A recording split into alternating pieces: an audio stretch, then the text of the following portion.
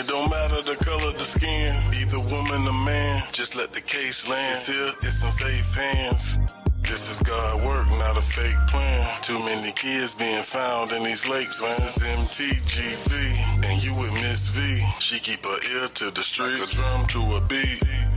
This is the place that you welcome in, everybody. But all trolls we delete, you better believe. Just so you know. Shout out to everybody in the building and everybody on the replay. We know, but it's Smack that thumbs up as you come in. We got a lot to discuss today, y'all. Shout out to my BFF in the building. How you doing today? There's a lot going on out here. Thank you for tuning in to MTGV. Please smack that thumbs up. Y'all know what it is, man. Team Vibe, Miss V. And make sure you hit that like button. Make sure you subscribe. Please. And make sure you leave a comment too. Yeah. Okay, y'all. So shout out to everybody in the building, and shout out to my replay sleuths who help us get over that hump. So y'all please smack the thumbs up as you come in.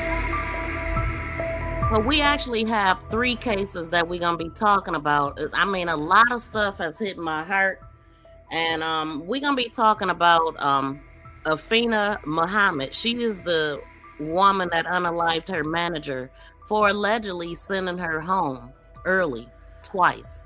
But it's a lot more to it than that. It seems like she had plans of doing this or something similar before, because I did see that she has a record of doing this before, and she definitely, if you look at her social media, she definitely has some serious issues going on. And part of the reason why she probably got sent home is because she wasn't working. You see what she's doing right now? I don't know if she was on a break or not, but this whole Chucky mask thing, she took it a lot seriously than just putting a filter on her face. I mean, she literally, her wig is the same color as Chucky's. Like that mask that she has on, the wig that she was wearing that day was Chucky's. It looked like a Chucky wig. I'm talking about the short bang, the red hair, everything. So when I was scrolling on her account, I ran across a video of her with a jab talking about she was getting ready for work. And it didn't look like she was working at McDonald's. I don't know how long she had been working there, but she definitely got some things going on. But as far as her, the day that I seen her getting dressed, talking about she was going to work, she wasn't in a McDonald uniform, but she grabbed a jab, talking about, nah, I ain't gonna take this to work. It might not look right. Girl, it sounded like she had plans. I'm telling you. She had plans on doing this. It wasn't worth it. Welcome in, Cynthia. How you doing? I'm talking about the lady. There was a girl that the news talked to. You didn't see her face, but she just said she came in. She had her whole face covered. She knew that it was her because she looked at her hands. One thing I noticed about her hands is that she wears rings. She wears like different type of rings, and she has on a lot of bracelets at times. And she literally has like all these dress up clothes in her closet. How you doing, Kyla? Welcome in. Thank you for coming in today. And we got Royal Queen in here, and that was months prior. Exactly. That was like, I think I remember seeing November, but we gonna get into that. And also the 7-year-old Milwaukee boy that went missing. His dad was just riding. He was driving in a car while the little boy was riding on a bike, and a truck just comes up and grabs him. Right? I mean, listen. And another thing that I noticed about that, y'all, the body cam, I mean, not the body cam footage, the ring cam footage. Like, remember I was talking about why is the footage so distorted with Naziah? Isn't ring cam footage usually crystal clear?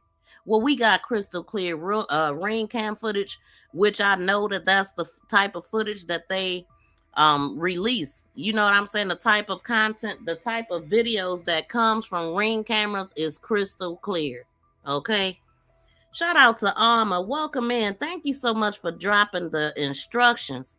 Y'all, please, everybody, double tap the screen right now. We didn't get a lot of thumbs up yesterday. We need to do a count today to make sure that everybody is hitting the thumbs up. I don't know why it's so hard, but maybe because I'm on this format and it's not as visible. I don't know. But everyone, please double tap the screen and like the live or hit the three dots in the top right corner. Smash that like button. Make sure you share, subscribe, become a member, support great content, y'all. In any way that you would like. The free way is just to hit the thumbs up. You know, and also type in the chat. That's helpful. Hit those reactions, all that good stuff. I'm doing fine, but these people are crazy. Okay? Wacko. I mean, so we gonna get into it. Oh, and then there's a Milwaukee 16-year-old that's missing, and her mother is pleading for help. She's a known runaway, and the police won't do anything because of it. Basically, this is what the mother is saying, and she's with a 28-year-old man. She's have been calling home, and now all of a sudden she can't call now. So we gonna talk about that. So good afternoon from Detroit. Oh, we got this is Miss V channel. We got somebody confused about where they at. What are we doing? Yeah, BFF. Okay, so we gonna go ahead and get right into this. We're gonna start off talking about Aphina. Now, like I said, she has a record of doing this before, and I think it was back in 2022, but I'm gonna look that up. So right now, I'm gonna read an article that is coming from. We are reading from Click on Detroit. This is an article from today, and they found out a little more things. And all right, so it says a Macomb County McDonald's employee accused of jabbing her manager she unalived her. She appeared in court, so we got that, and they learned new details. So she changed her name, is what I'm hearing. Her name is Aphina Muhammad. From my understanding, her name went from Muhammad, it was McCoy, to Muhammad. And she's 26 years old, of Eastpointe. She was arraigned on Friday, July 11th, on charges of first-degree murder, carrying a dangerous weapon with unlawful intent, and being a habitual offender. Second offense in the connection with the fatal jabbing of 39-year-old Jennifer Harris at the McDonald's at 17921 9 Mile Road in Eastpointe. And so there was a customer that was in the driveway of McDonald's who fired a shot in the air. You know, when I heard that, I thought about the lady that fired a shot in the air to keep herself from getting totally beat down by a man. Just gave a warning shot and ended up getting 20 years in prison. That's what went to my head with that. And so he was in the drive-thru and just did that. It didn't stop anything. The witness says she came right in there and just jabbed her everywhere. Okay. And so the jabbing happened shortly before 8 a.m. I mean, you pissed off that early in the morning already. Let me move this. But look what she was doing. I don't know if the girl was on break or not. I'm going to guess she probably wasn't. Let me pull up another video that I got in here. Man.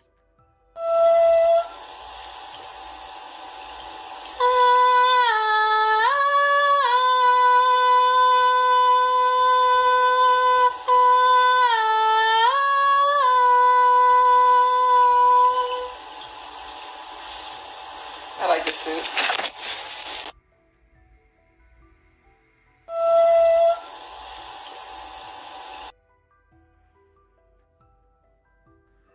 So you see, she got a bunch of clothes hanging up. Like, she played dress up all the time. It's like she's stuck in a certain age or something. She also hang out with weird people to me. Like, she reminds me of a gothic person. And you can see this is the Chucky wig on her head right there. That is you put that side by side. It's a Chucky wig. Short bang and all, y'all. she definitely has signs of being off. I'm not sure. I haven't heard anybody speak out about how she was as a person quite yet, but I'm sure it'll come.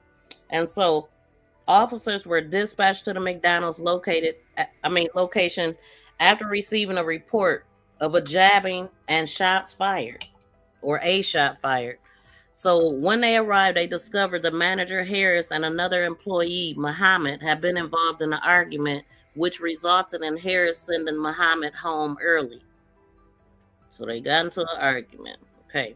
Muhammad admitted to detectives that she had intended to unalive her. So she premeditated. You ain't gonna see the light of day. She told authorities that after she was sent home, she drove to a park before deciding to go back to the McDonald's and jab Harris with her jab that she had inside of her vehicle. So the jab was allegedly a kitchen jab longer than 3 inches, according to authorities. Now, I'm surprised that it would be a kitchen jab because she had one that she can pull out. Matter of fact, I think I recorded that video, but I covered it a little bit. Let's see. Right here, I think.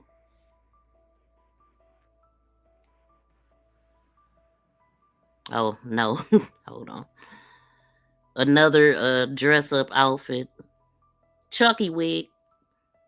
Oh, shoot. That's not it. Did I not put it in here? We'll go to others that I got.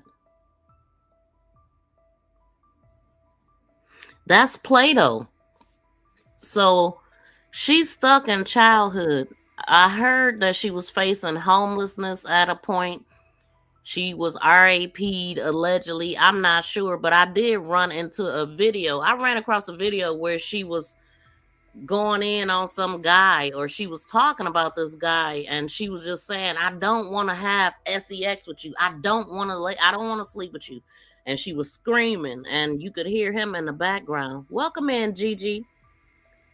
Yes, you definitely want to misspell the curse words because YouTube will hold your comments. Thank y'all for coming in. And so, let's see. Welcome in, Charlene. Thank you so much for being a member. I appreciate you. She definitely has something wrong with her. So what I was wondering is, has she ever been in a facility for this? Like, I don't know what her diagnosis is, but she going to prison. That's where she going. I don't see her in a psych ward or anything. She was able enough to work and all of that stuff, and she was on social media. You could see her. But I mean, just this kind of stuff. This all you see on Instagram. Let me pull up another one, and let me see. Here's one where she's talking. I said, I'm not, like, dude, I'm not getting a fucking storage. Were you crazy? Like, he literally thought I'm thinking I'm gonna get a storage. I'm like, no, I'm getting my own storage. I'm not fucking sharing a storage with him. I don't really want to be around this idiot.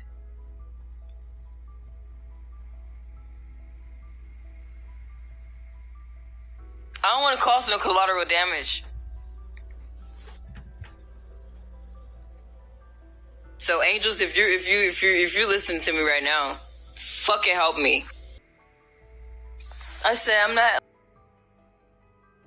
Yeah, so she always had a weird type of filter going on. I'm gonna have to get that one in here though. What is this one? Probably for later. Yeah.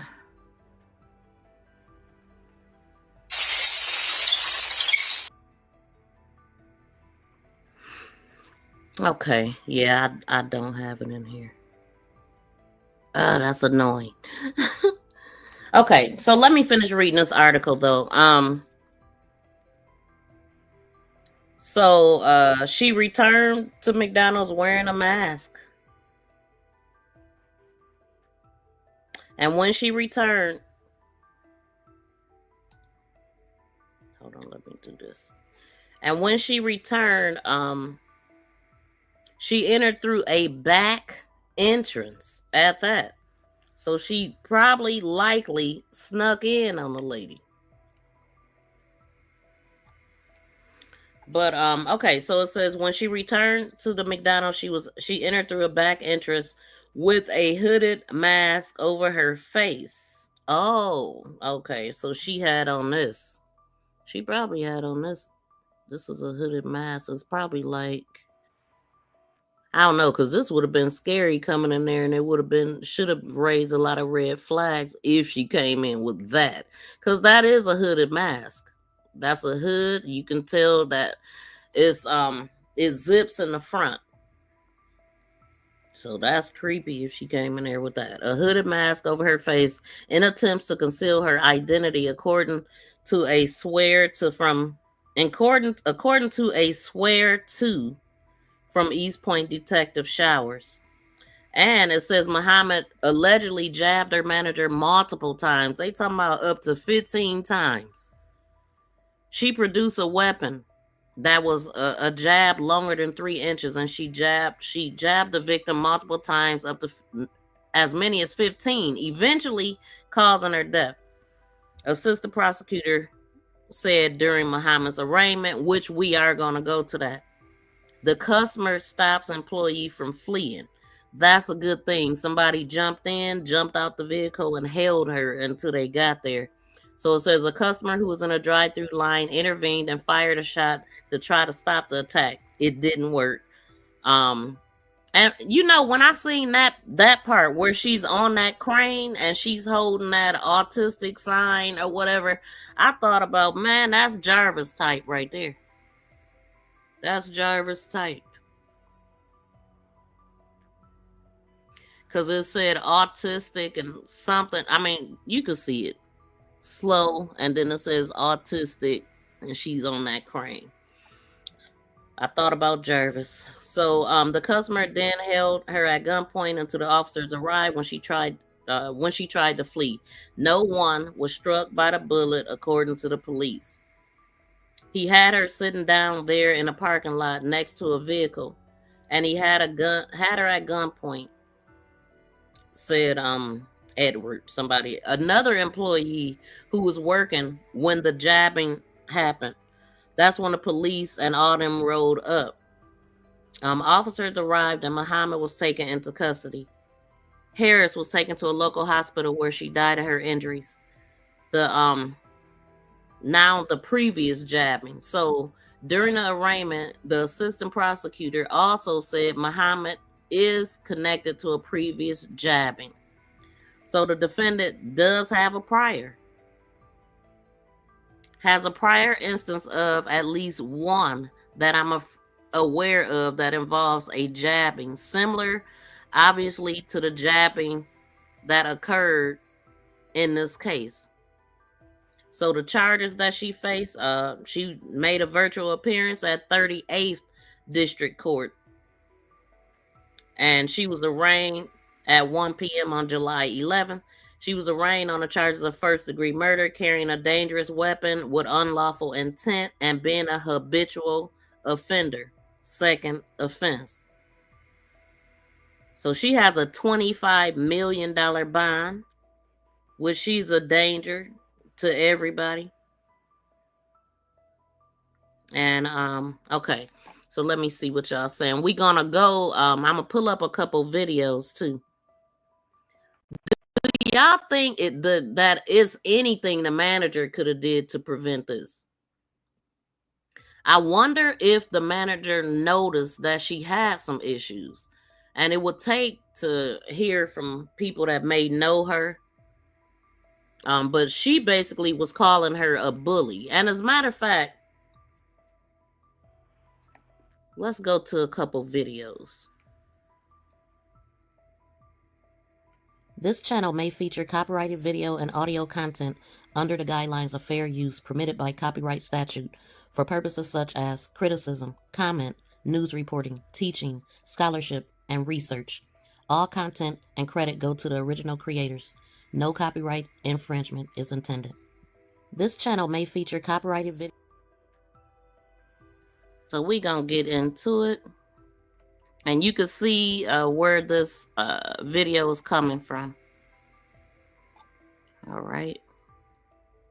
My mama is gone. broke my heart. It's not fair. No. It's not fair. Oh. A heartbreaking scene in Eastpointe where a dispute between two co-workers ended in a deadly stabbing. How police say witnesses helped catch the suspect. Good afternoon and thanks for joining us. I'm Rochelle Graham. That family is devastated after learning their mother was stabbed to death at a McDonald's, allegedly by one of her co-workers. Our Jack Springate joins us live outside that McDonald's. He talked to the family as they continue to mourn their mother's loss. Jack? Well, Rochelle, emotions of utter disbelief from family members about what happened this morning to 39-year-old mother of 6, Jennifer Harris. Her daughters not only tell me that they're shocked by the fact that the suspect in this case is someone they've met before, a co-worker of their mother's, but also that this all happened at a place where their mother worked to provide for her 6 kids. My mama died trying to take care of us. Layers of emotion poured out of Harris's oldest daughter Shirley. as she tries to process losing her mother. She was so good to everybody. A hard-working woman. My mama was even good to her. Griffin talking about the suspect, a 26-year-old woman who she says met these kids before as one of her mom's co-workers before they'd know her as the person accused of killing their mother. We met the lady and everything. I don't understand why she had to kill her. Police say Harris, the manager during the shift, sent the suspect home following an argument. They claim the suspect returned from her car with a knife and mask and started attacking the victim. They say she only stopped when a customer at the drive-thru fired his gun in the air to stop the attack. The suspect stopped stabbing the victim. Cynthia. She dropped the knife and started running away. The Good Samaritan actually showed courage by running after the suspect and was able to detain her until officers arrived. It was only when they showed up for their later shifts that other employees learned why they wouldn't be working today. I'm shocked. I couldn't believe it. You know, I was devastated. I never would have thought something like this was going to happen there. Now, obviously, a lot of emotions and a lot of processing by family members today, but they do say they plan on creating a fund to raise money to provide for Harris's 6 kids. I'll update our story online with ways you can help as soon as I learn more from family members. But for now, reporting live in Eastpointe, I'm Jack Springate, CBS News. Detroit. It is wild. 6 Royal. children, so difficult to hear that daughter's So pain. You can sad. only hope they have an incredible support system. Jack, thank you for the All live those report. kids without their mother. Over nothing. Dang. Over nothing. I don't want to go here quite yet. Hold on. I'm gonna go to her Instagram right quick.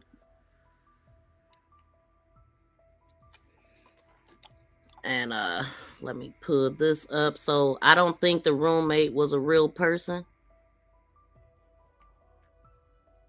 What, her roommate? Oh, did you see the video when she was screaming and yelling at somebody?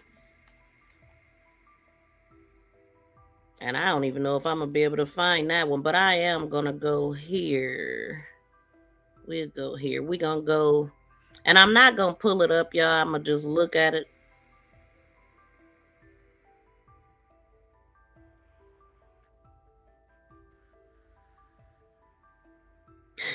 Boy, I'll tell you.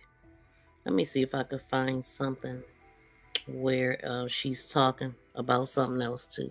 Hold on.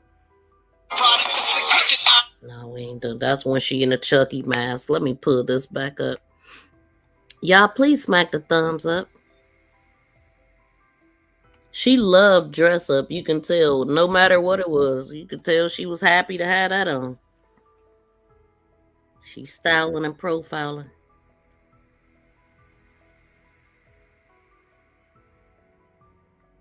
And of course, people came to her page and let people know how they felt about her. So we gonna look at a few of those things. I mean, she's doing stuff like just sitting there on a swing, and everything on her page is dress up, y'all. Everything. Dang, I didn't even yeah, I guess I was rushing.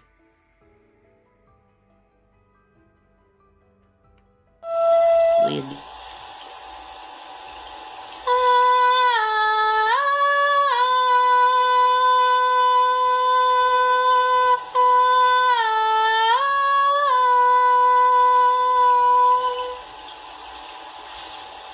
I like this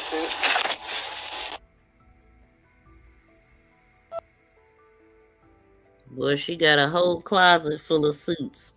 Okay, so she actually did 2 videos on her channel. She made sure that she put her name on this picture too, on this video. And a bunch of people have tuned in. Let's see if this... home early today by the same person. I'm telling you, she's the...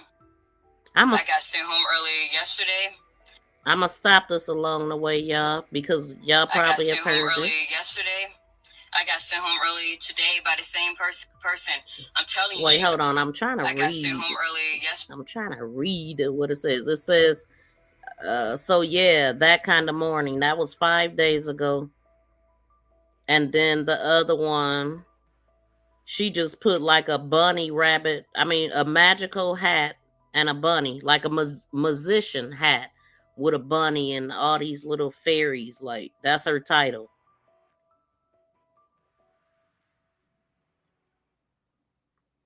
Hold on. But I'm definitely gonna stop her though. Home early yesterday. I got sent home early today by the same person. I'm telling you, she's a bully. This shit isn't funny. She needs to understand that just because she's a mother and got children doesn't mean that she can come in this store, you know, disrespecting people, talking to them like everybody's beneath her. She keeps sending me home early. Oh my God, don't tell me this ain't... It's not funny. Okay. So can y'all tell just by how she's talking right now if she has an issue? And looking at her page, for the people that looked at her page, do you believe that the manager possibly knew that something was going on with her? Her beginning post looked normal, then something happened because she changed. Oh, like her first post here? I'm going to go down and see what her... I don't even think I went down to the first post. It seemed like this is like stemming from childhood. It seems like she's stuck in an age. You know, the age when little girls play dress up and all of that stuff. She's stuck. She's playing games.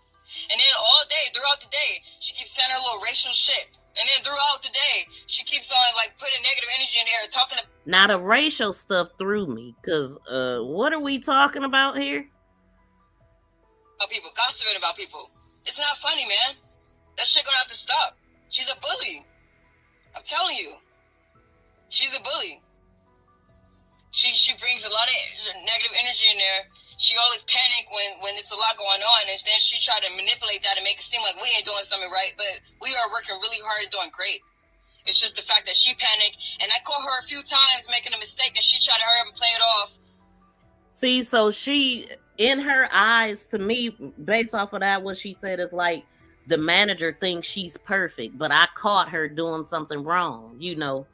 So she probably looks at the manager as somebody that's always constantly correcting her, and it make her feel like crap, I guess. Royal said, I looked over her whole page. And then, yep, she definitely has a lot of issues. Shout out to Queen B, if I didn't speak. And Gigi thinks that she sounds off and looks off.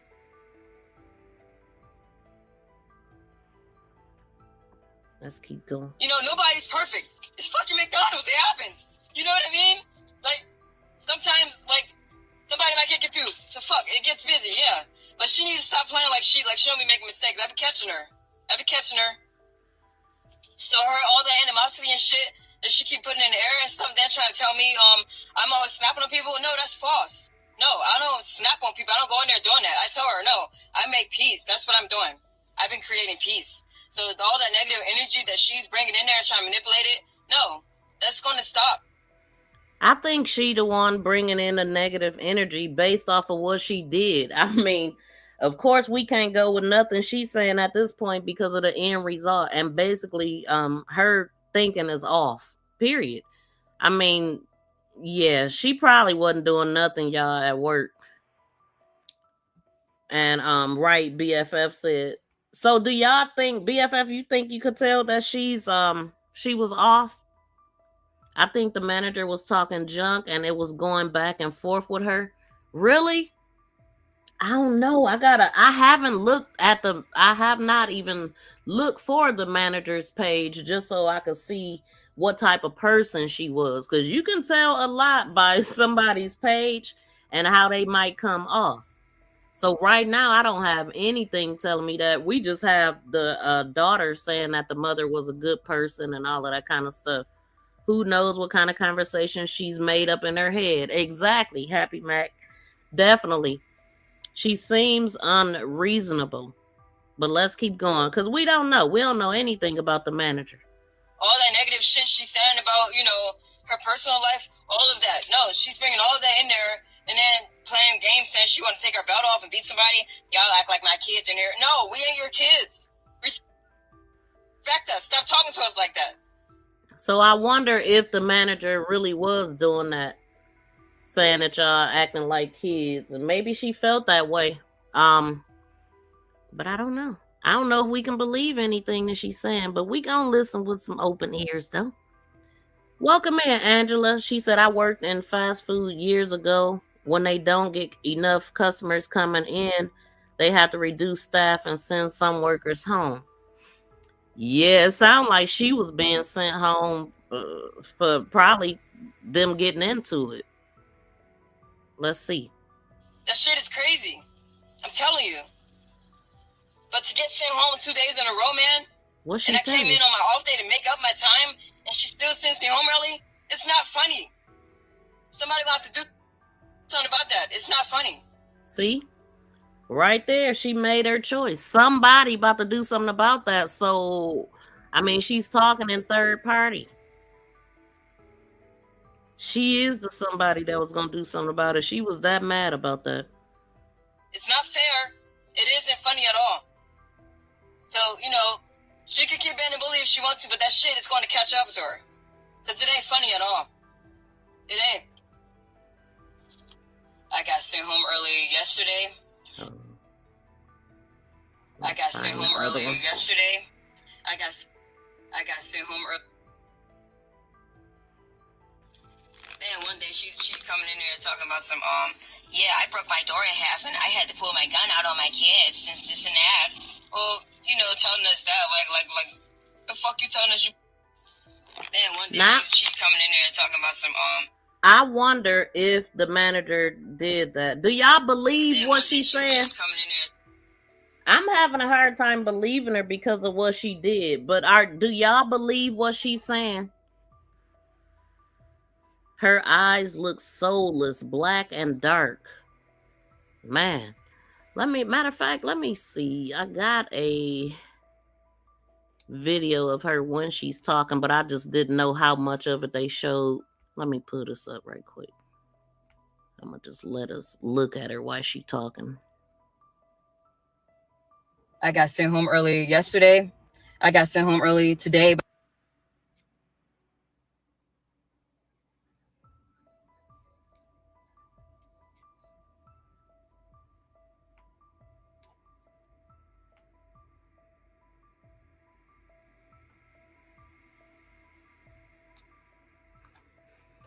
Okay, so I don't know how much they played, so I'm gonna just play what I got because I know this is the whole thing from her page. Then one day she coming in there talking about some yeah, I broke my door in half and I had to pull my gun out on my kids since this and that. Well, telling us that like the fuck you telling us you pulled a gun out on your kids for? You sound like a fucking psychopath. That's what I wanted to tell her. See, she know about a psychopath, and it might just be her being she did what she did. I don't know. That's crazy if she did do that, but I don't know. Maybe it's in her head. She was talking about some she blacked out. I'm like, yeah, you must have had blacked out if you pulled the gun out on your kids. Like, I'm like, what the fuck you telling me this for? Like to think she's like trying to make it seem like that she big dog or some shit. Give a fuck about you telling me about you pulling the gun out on a kid. I don't fucking like that shit doesn't scare me. You know what I mean? That shit doesn't scare me. If she thought she was trying to intimidate me, that shit didn't intimidate me at all. I don't give a fuck about her telling me about what the fuck she did. And maybe that's why they always fight her to defend themselves. They probably felt like their life was threatened. Now, see that part. you know, listening at the daughter, of course you're gonna say nice things about your mom. But she just said they was fighting her and not listening to her, basically. So I don't know.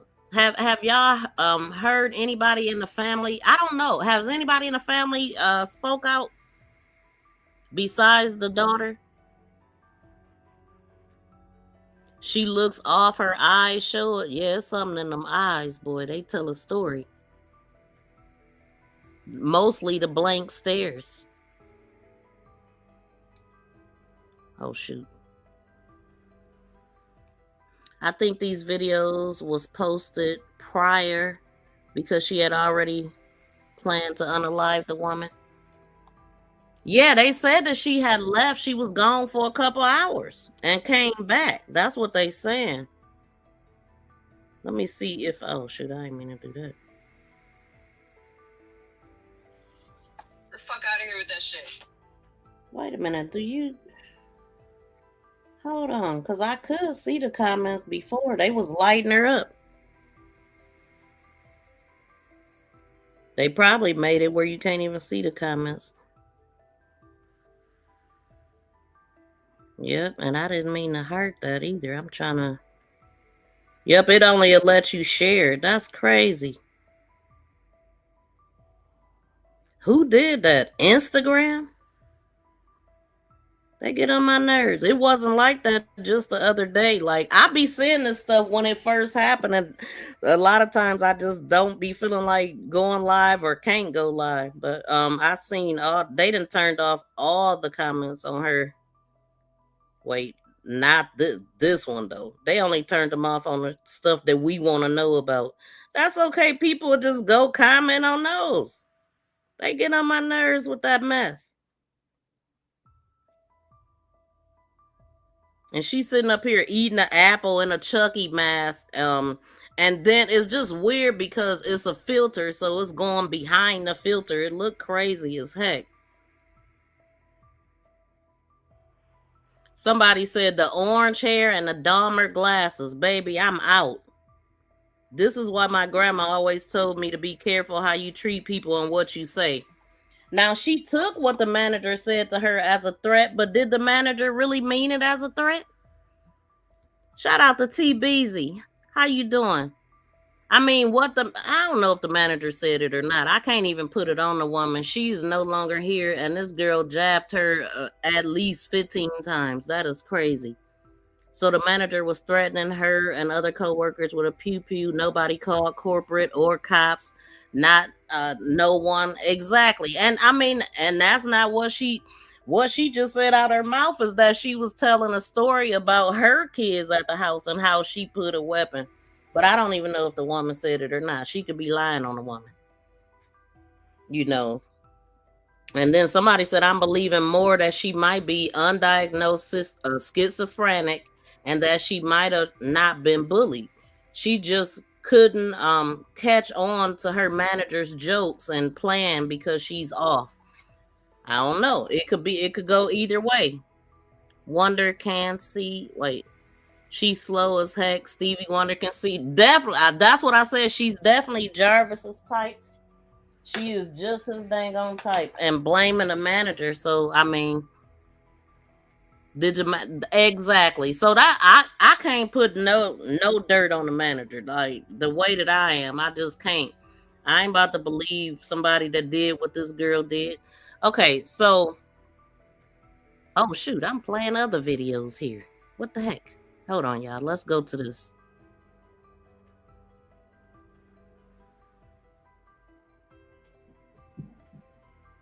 Please approach for the swear to.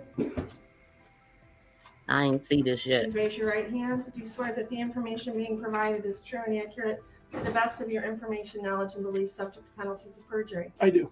Put your hand down. With regard to the defendant, Aphina Muhammad, please set forth the factual basis for the warrant request. Yes, Your Honor. 7/10/25, McDonald's employee Afeni Muhammad stabbed McDonald's manager Jennifer Harris multiple times with a kitchen knife at the McDonald's restaurant at 179219 Mile.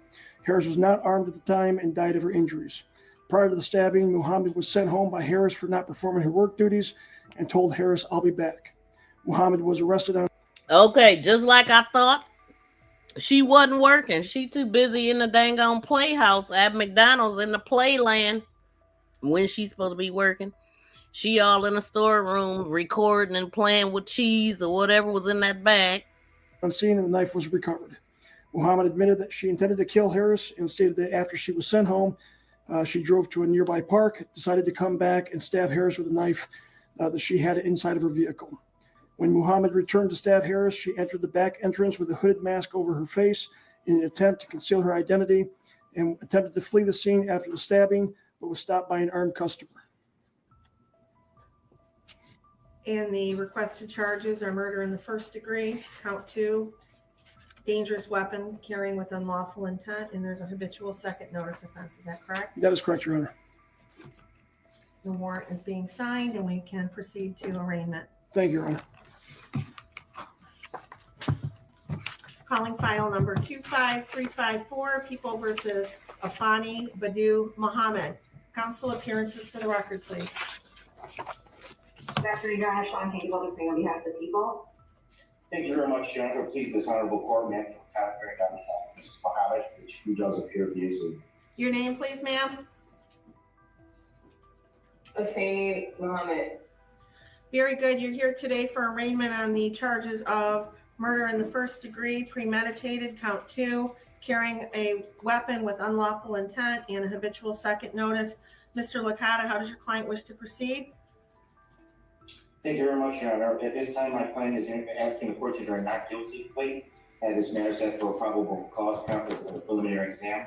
I have advised my client of her rights, as well as the charges against her and the potential penalties. We are ready to proceed on those grounds. Very good. Ma'am, do you understand the nature of the charges against you to your satisfaction after talking to your attorney? Yes.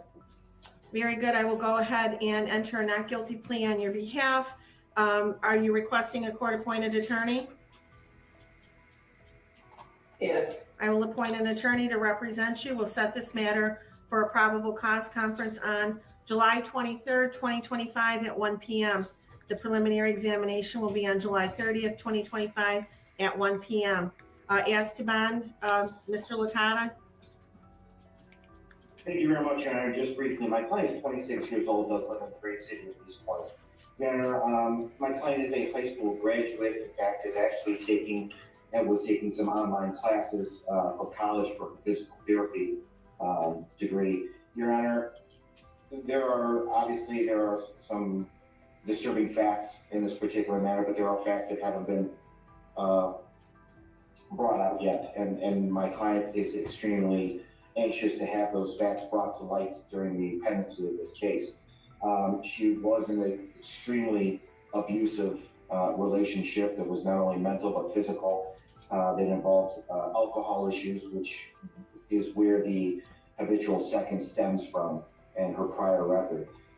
Your Honor, my client is a helpful person. She's a Wait, giving hold person. on. I gotta take it back. I wasn't listening, y'all.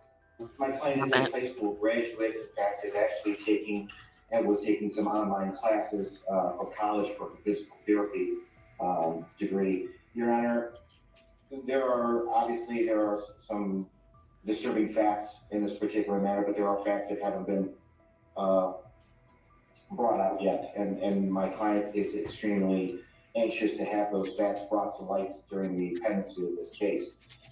She was in an extremely abusive relationship that was not only mental but physical, that involved alcohol issues, which is where the habitual second stems from, and her prior record.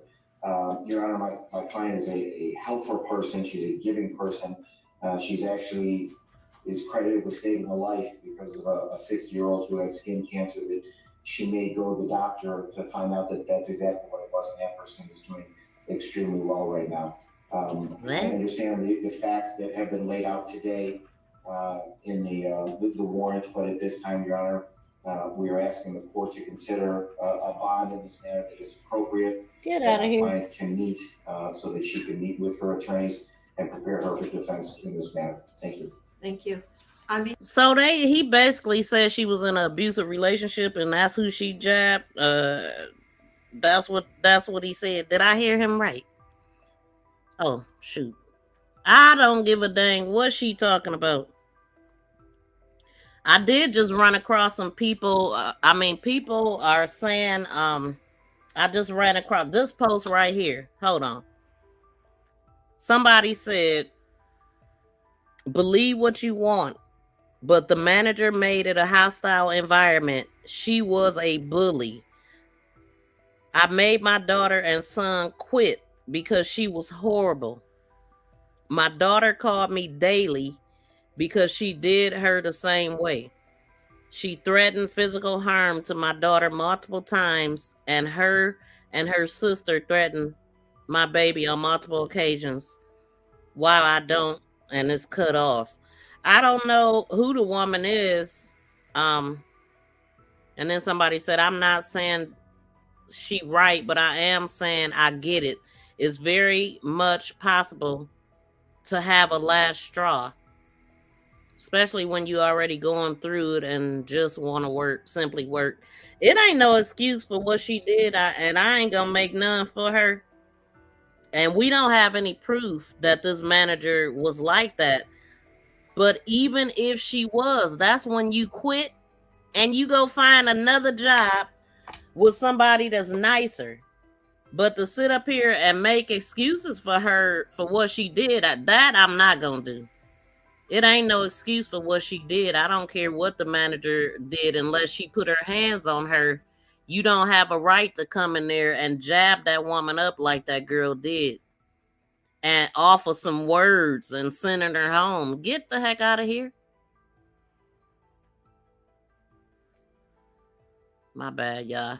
Let's go back right quick. At 1 p.m. Esteban, Mr. Latata.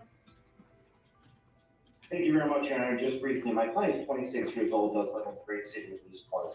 Your Honor, my client is a high school graduate. In fact, is actually was taking some online classes for college for a physical therapy degree. Your Honor. Well, she should have kept doing them online classes. Or just she could have got a serving job somewhere. She could have got a waitressing job somewhere and went to school. Heck, she could have even went and stripped if she needed to do that. You know what I'm saying? But to take somebody out is insane. There are some disturbing facts in this particular matter, but there are facts that haven't been brought out yet, and my client is extremely anxious to have those facts brought to light during the pendency of this case. So she's anxious to have that fact brought to life. Is not gonna help her. It's only gonna make it look worse because she don't have no ways of coping with things other than violence. Because even if the guy that she talking about, did he have a weapon? The manager didn't. Case.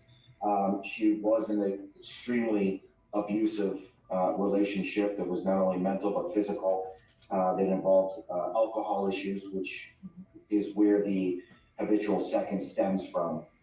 Yeah, I think he's talking about he said habitual second. I'm guessing he's talking about her other charge. Is that what y'all getting from what he's saying? Let me also, because let me look at these charges and the year that it happened.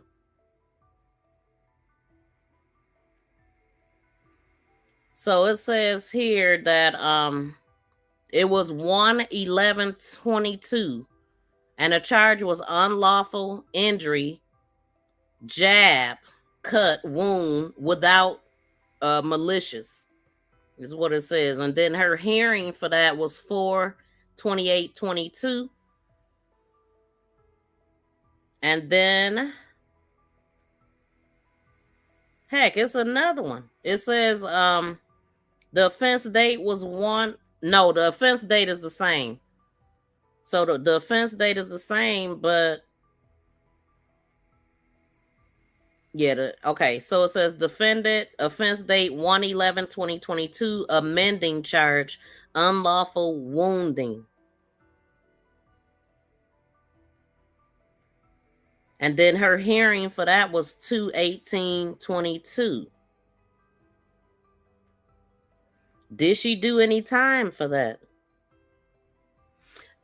And so shout out to Mark D. He was the one that posted this. He said, so Aphina Muhammad, the woman who unalived the manager at McDonald's in Eastpointe, previously lived in Maryland, where her last name was changed from McCoy to Muhammad. She also lived in Virginia, where she has prior charges of jabbing and cutting. So that's just her MO.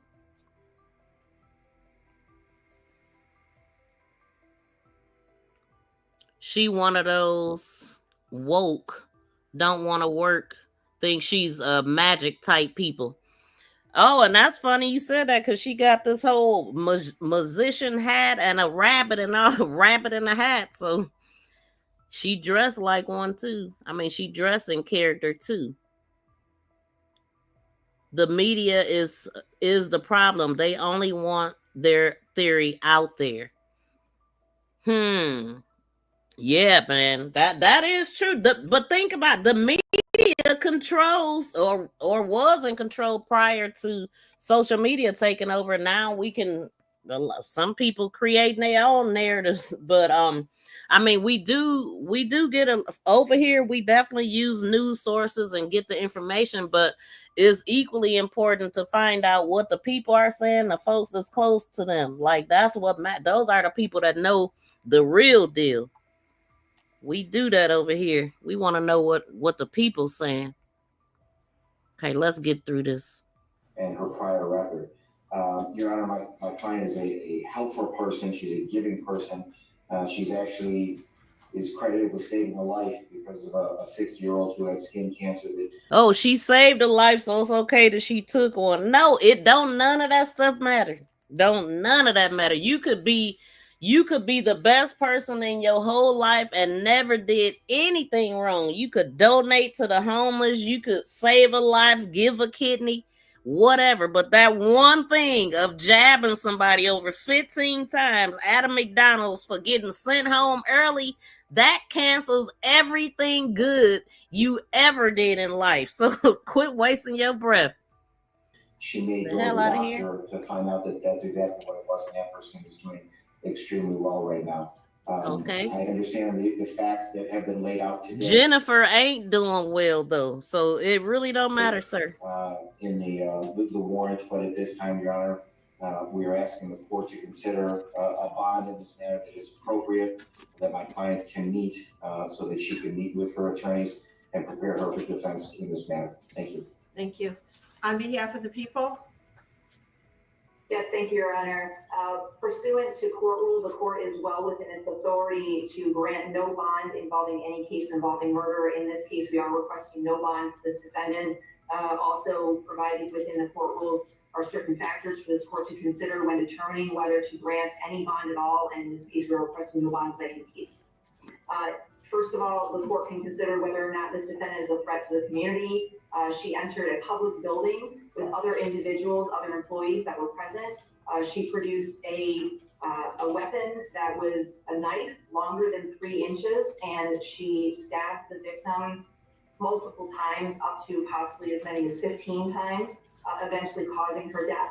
There were other employees that were present at the time, some of which attempted to help the victim after the stabbing occurred. That alone is enough to show that there is a threat to the community. She then ran from the building to her vehicle, presumably with the intent to flee from the scene. She was stopped by a helpful bystander.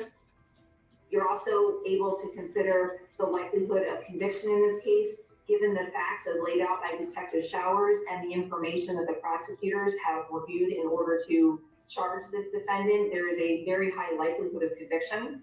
And then finally, the defendant does have a prior instance of at least one that I'm aware that involved a stabbing, similar obviously to the stabbing that occurred in this case involving a knife. So given all of those factors and given the fact that this court does have authority to give no bond to defendants charged with murder, I am asking at this time for no bond in this case.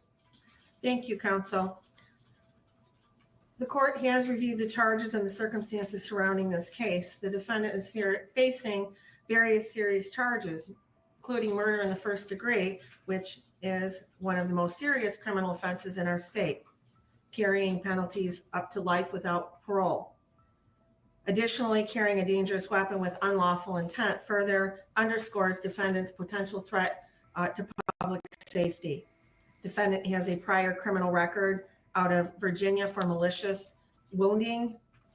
It was actually felony malicious wounding that was reduced to unlawful bodily injury concerning a stabbing. And that is what gives rise to the habitual second. And in determining bond, the court must look to the factors outlined in Michigan Court Rule 6.106. Number one, the seriousness of the offense and the danger posed to the community. The charges here involved a violent crime with a weapon, indicating a substantial risk to the public. The court finds there is a significant threat to public safety, and therefore the bond must reflect that risk. Number two, the weight of the evidence against the defendant. While the evidence is not fully before us and the defendant is cloaked with the presumption of innocence, the nature of the charges along with the prior criminal history suggests that there's substantial evidence against the defendant. Defendant's criminal history: the defendant has a violent criminal past. The history supports the court's concern that the defendant may engage in further violent conduct if she is released. The defendant's ties to the community: while the defendant is relatively young at 26 years of age, there's no indication that she has any significant stabilizing ties to the community that would ensure her return for court appearances. Without these ties, the court is concerned about the likelihood of flight. Number five, defendant's risk of fleeing or failing to appear. Due to the severity of the charges and the habitual offender status, it makes the defendant a high risk for flight. The court finds that this factor weighs heavily in favor of a high bond amount. Substance abuse or mental treatment: although there are no reports at this time suggesting that the defendant suffers from mental health or substance abuse issues that would mitigate the risks posed by defendant's release, the court is, after considering all of these factors, going to be setting bond at $25 million cash surety only with conditions. If the defendant is able to meet those conditions, she must be on a GPS steel cuff tether. She's not to leave the state of Michigan. She is to report her address within 24 hours of, she must report any change of address within 24 hours. There would be stringent daily contact with community corrections as to her whereabouts. She also would be required to have alcohol and drug testing as condition of her release. There would be no contact with the family of the decedent. Any witnesses, she is not to return to McDonald's. And if she is unable to post the $25 million bond, she will remain in custody pending further proceedings. And that concludes this matter for today. We will see you back here, ma'am, on July 23rd at 1 o'clock for your probable cause conference. Thank you. All right. So Karen says she's been seeing a lot of posts about the manager. But I just feel like it's no excuse. Even if the manager was like that, I would just quit. And I do want to go to the post where there's a mother speaking allegedly. I also know that people say crazy stuff just to get attention when times like this happen. Thank you, BFF. I appreciate that because I sure didn't see. Thank you to I can't move out of here right quick. Thank you to the person that just donated 300 jewels. I appreciate that. I'm gonna look at it in a second. I also found this video that I was looking for where she's talking about her past relationship. But thank you so much for the jewels. Shout out to you. Let's go.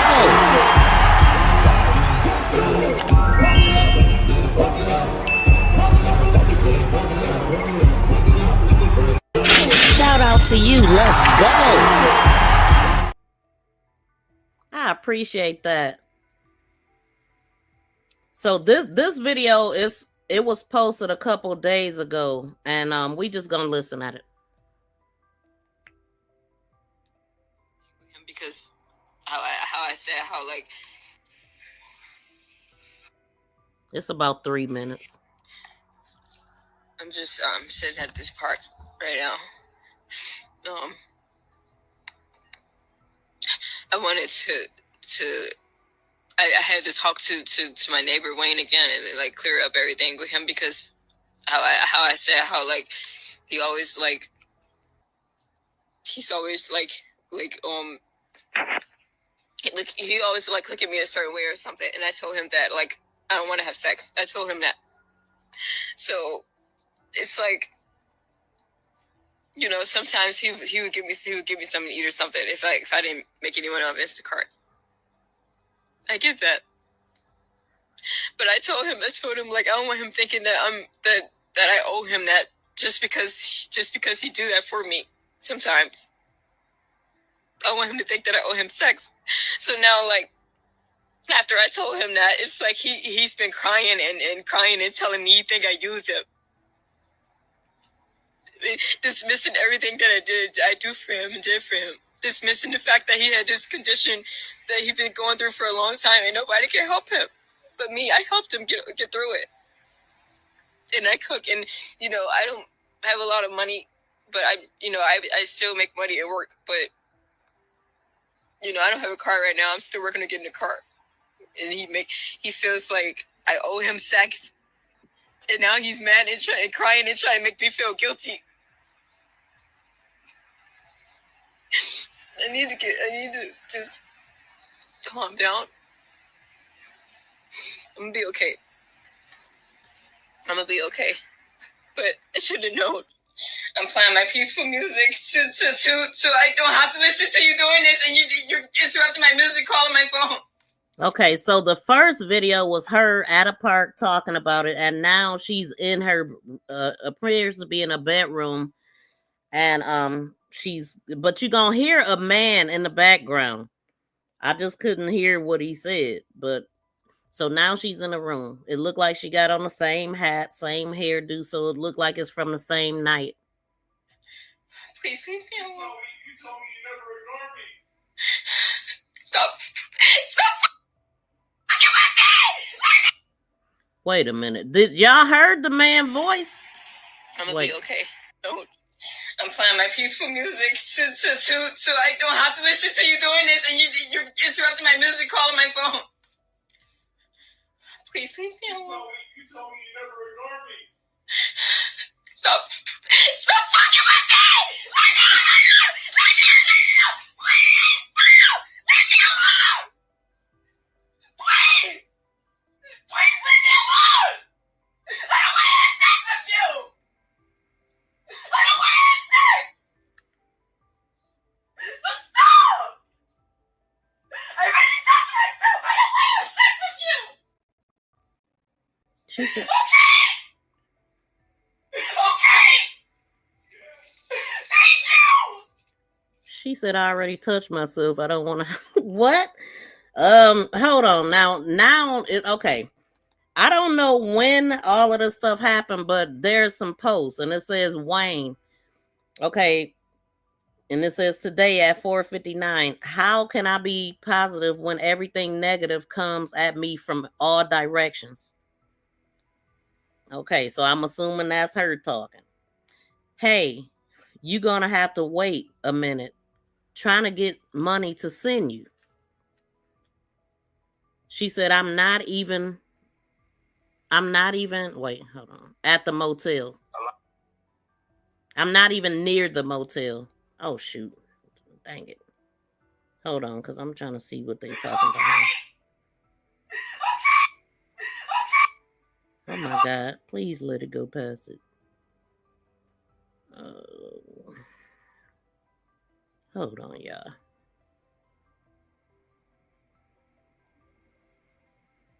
Do I have it on? I don't know when it's pause or stop. Okay, this is too difficult trying to read this because it's on rotation. Hold on, y'all. Let me see if I can screen. Let's see if we can do that. Let's do that.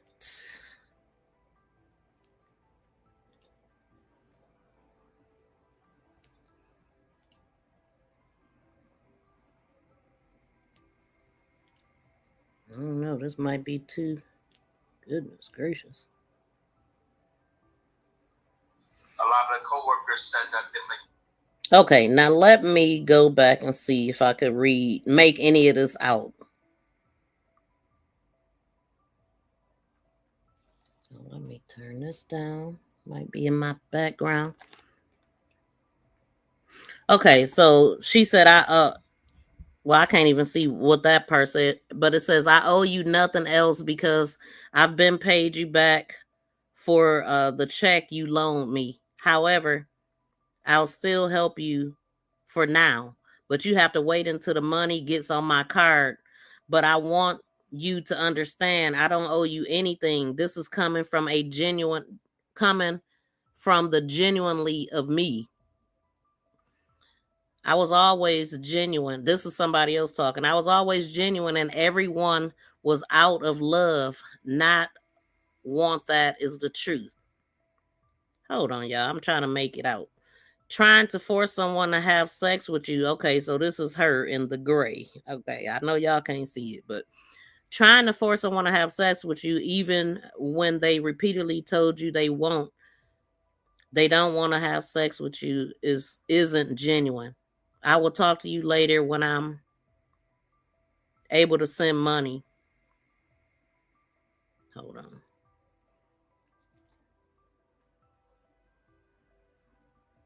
Okay, now let's go. I think I got it. All right, so this is the beginning. How can I be positive when everything negative comes at me from all directions? Hey, you're going to have to wait a minute trying to get money to send you. I'm not even near the motel. Don't keep making it seem like I'm the reason your job fired you, because I'm the one helping you. Stop trying to make me feel like I'm supposed to be the blame for that, because that's out of my hand. I'm unsure what took place while you worked there. I haven't even ate today yet. And I think that's her, but I'll know in a minute. So while I'm trying to figure out if his shit out, stop hitting my phone. Okay, I don't know what they saying. Not blaming you for my job loss. Only person to blame is me. But you don't even know what you did. At least that's what you told me. Found out today when I bumped into someone, I actually touched them. Found out today when I bumped into someone, I accidentally touched them with my hand. The person was uncomfortable when that happened, and she was a minor, which made it worse. Been crying all day and also researching another job. Touched her where? Her waist.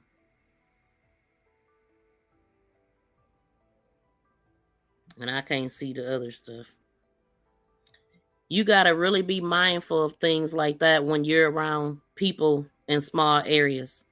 I was uncomfortable when you touched me when you touched my behind one time at the house. And I felt obligated and forced to show you my bare body because you kept giving me money and looking at me in dirty ways. What? So this what she's saying to him after he told her what he did at his job.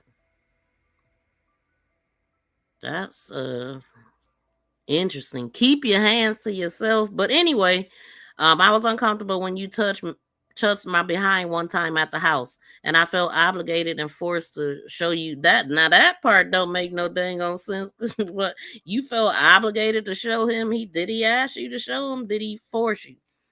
But I never felt comfortable about any of that. It was causing me depression, and I felt trapped, especially when you kept telling me that you wanted to have sex with me. Okay. I felt like I was trapped, and I knew eventually I wouldn't be trapped anymore. And then he says, I was really hoping you would come get me today. I bought you things because I loved you, was trying to trap you, or obligate you. Now I'm crying even more. What? Boy, it sounds like she got with somebody just as messed up as her. That's what it sounds like to me. And a lot of times that is what it is. People that can't help each. I mean, people who are in a bad situation themselves always get with somebody that's just like them or going through something similar. And I don't know if that's what it is, but this dude don't sound like he got it all right, all wrapped tight. Why did she send her home? She was looking for trouble and found out. Hey, I don't. Hey, I ain't no killer over here, okay? And I don't agree with what this girl did at all. Ain't no words should be able to make somebody do what she did. That's crazy. Go find another damn job or take it out on the person you really mad at. I have no way of knowing how the manager was, but words don't equal a weapon and taking somebody's life. That's just not what you do. I'm sorry, not sorry. To this day, I feel uncomfortable about that. See, this is the thing. If you dealing with a man and he giving you money and you feeling like you obligated to do it and you don't want to, stop taking his money, get away from him, and go the other direction. That's what you do. You don't take money from somebody that you know want something for the money, and most people that give money want something for it anyway. Some of them is just more patient on how long they'll wait and all of that stuff. But just know, a man giving you money, he wants something eventually. Trust me. Even if it's you spending time with him, he wants something. He ain't doing it for nothing. Wayne is the roommate that she's texting, but I think Wayne was the original target, but the manager became the actual victim. Yep, exactly, because it sounds like she mad at Wayne. And she put all of their text messages behind that video that I was just playing. And yeah, girl, like, so there's no need of lying because the truth is already out. I'm just a person whose intentions are good, but all I am is misunderstood. This is what the guy is saying. And then she said, I owe you nothing else because I've paid you back for the check you loaned me. However, I'll still help you for now. But you have to wait until the money get on my card. But I want you to understand I don't owe you anything. This is coming from a genuinely of me. I was always genuine and everything was out of love, not want. That is truth. Alrighty. And then I just see understood. Hold on. And that's it. That's all I can make out of that. But just sound like she wasn't in a good. Where's her family? I wonder. Where's her? If she sound like a drifter. Because they, coming from place to place, and she 26 years old. Where's her people at? Was she in a foster home? Like, I don't know what her lifestyle may have been. Go to the previous videos where she's talking about him or saying he was a crybaby, talking about how he looked, and she really don't want to hurt nobody, but she getting close to snapping. That's what she said. See, all of that stuff is going to play out in court against her. Royal, yes, it sounds like he was about to be her victim. Yeah, definitely do. That's exactly what I mean. The stuff that he was just saying didn't necessarily connect with what she was saying, though. And so as far as finding the other thing, I don't know if I'm in the right spot to be able to find that. But hold on.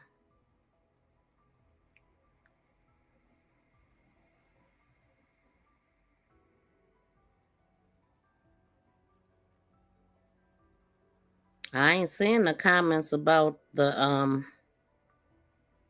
about the teacher. I mean, about the lady yet. Let's see what this one say.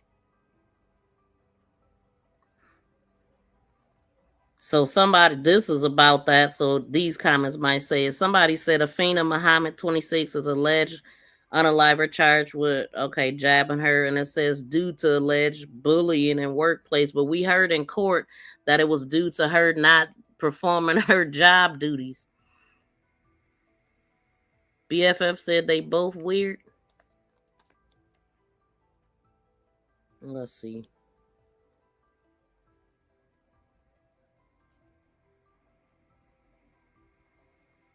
Look, somebody said just what I said. Listen, I would have just quit when I got sent home. I would have been finding another job. It would have been so easy for her to go find another job. I'm talking about she could have got on Indeed and got a job that day, or she could have just door dashed, or whatever. I think she was doing Instacart or something like that. You can even do that stuff on a bike.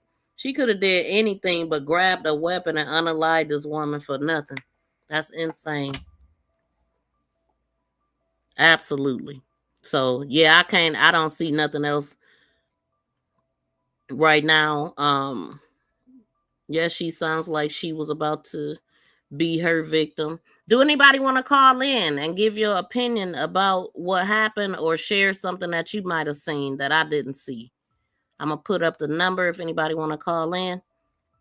And I'm gonna go to the next case in a minute, because I want to talk about a couple other things. So let me go through the videos again that I have in here, and then I'm gonna look to see what y'all saying.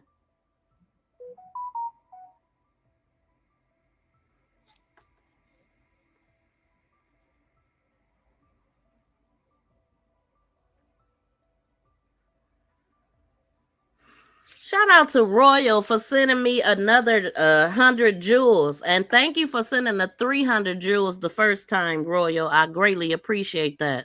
Shout out to you.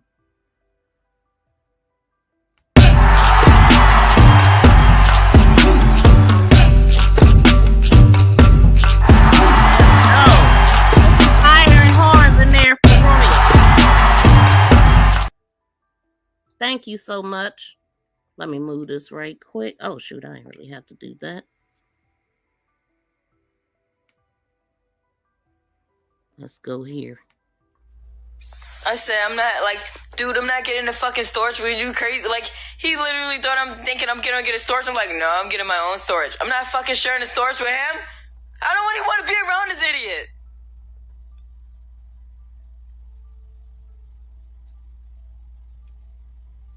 I don't want to cause no collateral damage. See, she's so Angels. If you listen to me right now, fucking help me. I said, I'm not like, dude, I'm not getting talking about. Is it dark angels, devil's angels? What is it? And then she's all on here with like panties on and a t-shirt, just looking so just something. She needed help. That's what I see. Let me look at some of her aliases here. This is her Maryland record. She went by so this says filing date 7/29/09. Hold on.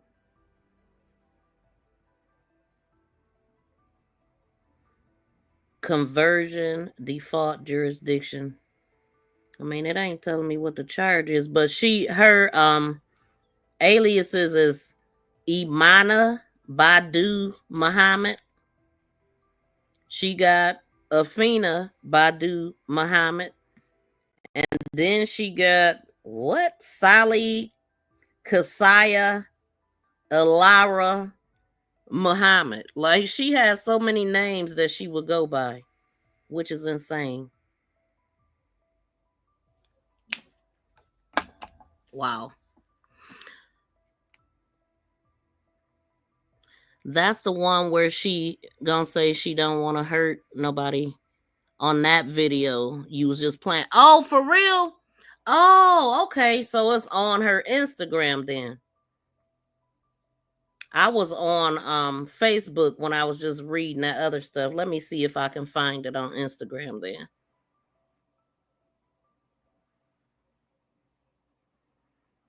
And I'm so happy, y'all, about that 7-year-old that was found.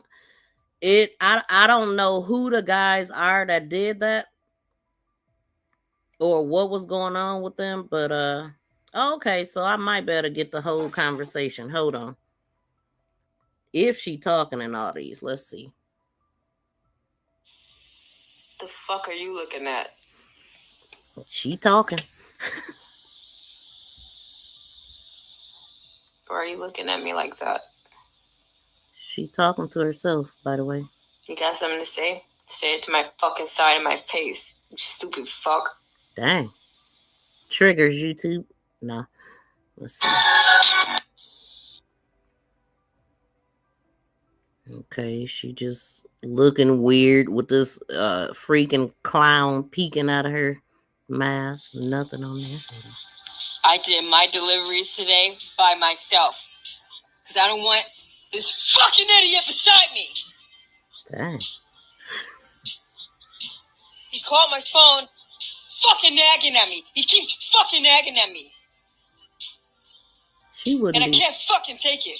She would not be around me. I don't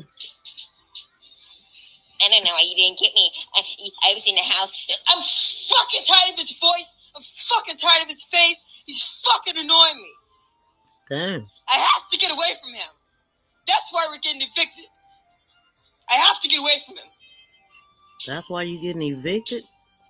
Because how he makes me feel, it isn't a good feeling. I think I know what I'm capable of. See? And I don't want to hurt anyone. See? I swear to God. I swear on my life. I don't want to hurt anyone. But that's what he's making me feel like. Being around him. I have to get away from him. That's why we're getting evicted. That's why these squirrels came up in his fucking walls. What? I have to get away from him. Because I don't want to hurt him. Because I will. We see. Tell us more, ma'am. I don't want to hurt anybody. I gotta get away from it.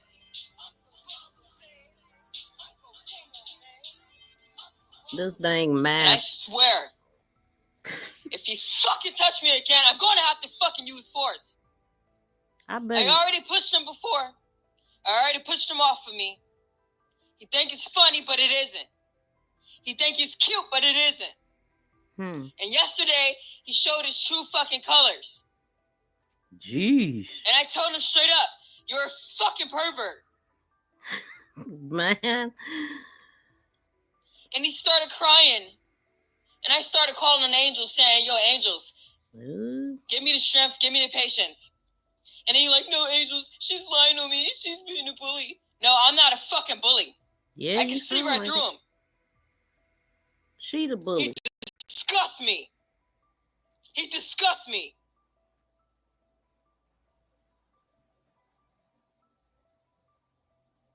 Why you there, ma'am?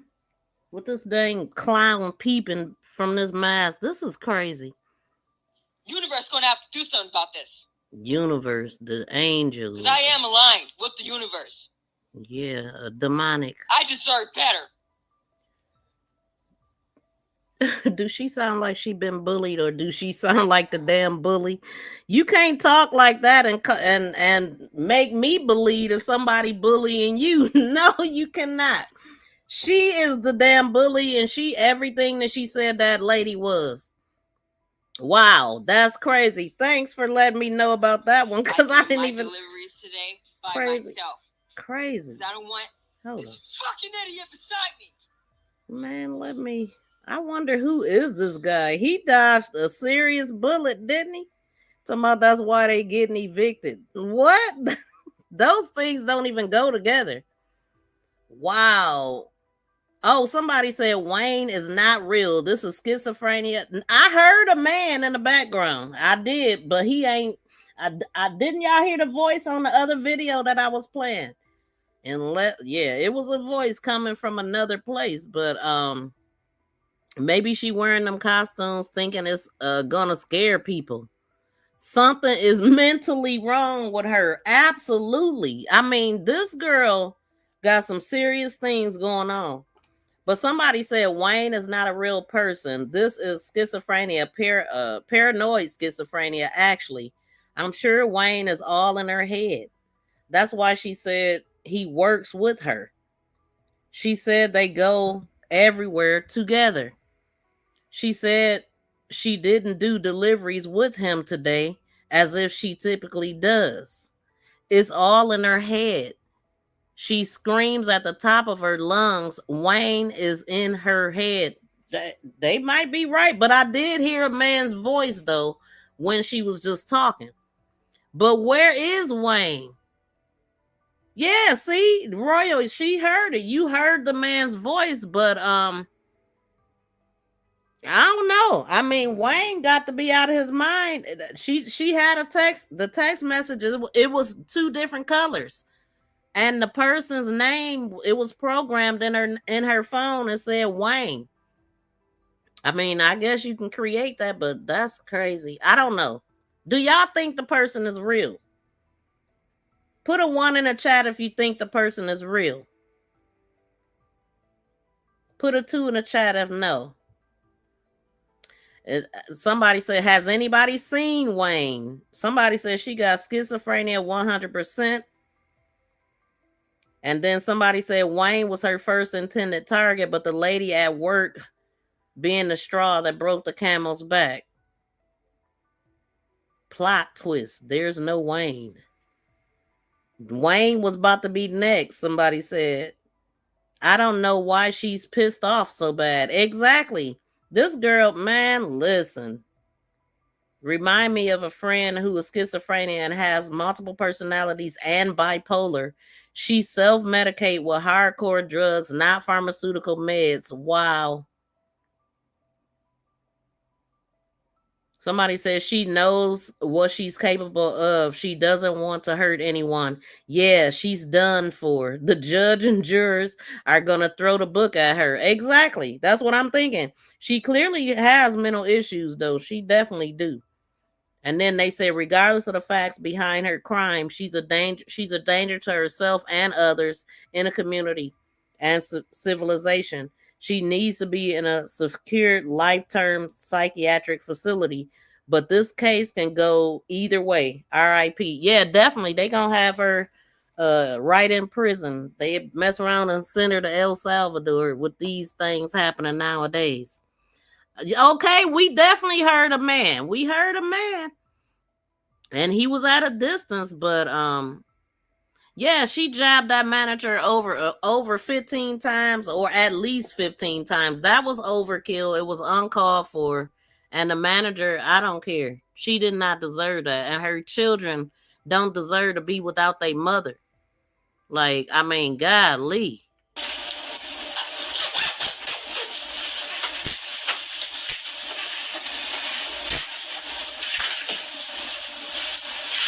This the one I'm talking about right here, where she grabbed the jab. And it's one that opens up. So I'm surprised to hear. And she swung it. And she did that a couple times. And then stays at home, though. I'm not going to bring this to work because that wouldn't look right, I guess. But I gotta get out of here. I gotta go to work.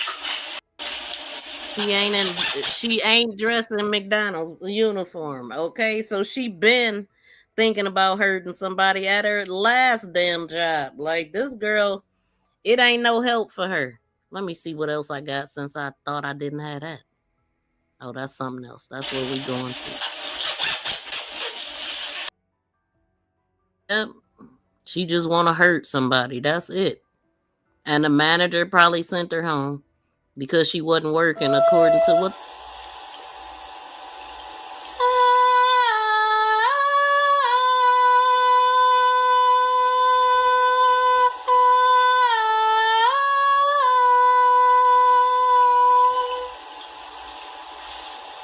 I like the suit.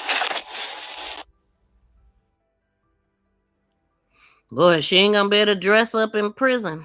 She will in somebody else's drawers and all that, you know. Like, it's unfortunate she did that. That's what she chose to do with her life. All she had to do was work or get some help, because I'm sure that she probably was supposed to be on some medicine or something at some point, and she probably just wasn't taking it. I don't know, but a woman lost her life and her kids are without a mother. So my heart definitely go out to that mother who is no longer with us for whatever stupid reason was going on in their head or not. Because we can't make words, you know, we can't make words make this make sense. Oh, the manager was a bully and she said this and that. Girl, go get another job. Get the heck up out of there. I would never advise somebody to unalive somebody because of some words. Now, if they put their hands on you, that's something else. But you got to learn how to deal with situations, and that wasn't it. So we're going to go on to the next case. I definitely, look, we about to be here forever messing around. But I want to talk about, let me move this out the way. We are going to talk about the 7-year-old. The 7-year-old little boy that was actually, I mean, his father was outside riding. I mean, the boy was on the sidewalk. His dad was on the street driving. He wasn't on the same side of the street as his son was riding on, though. And a car a truck backs back, grabs the little boy. Hold on, let me go to an article or something. And this all happened in Milwaukee. So the short of it, his name was Jamal White, the little boy, Milwaukee, Wisconsin, Amber Alert subject. He has been found safe after the witness said he was taken away in a Jeep Renegade. A Wisconsin boy who was the subject of a statewide Amber Alert has been found safe. The family says Jamal White was found on Saturday. I'm talking about, it's a beautiful thing. The community came out in droves to help. It's a activist that I've been following for a while in Milwaukee, Von Mays, and he actually captured some of the footage. So I will listen to some of what he was talking about. But I'm going to go to an article that, let's see the latest update. And this is coming from Milwaukee Journal Sentinel. They have a person in custody, too.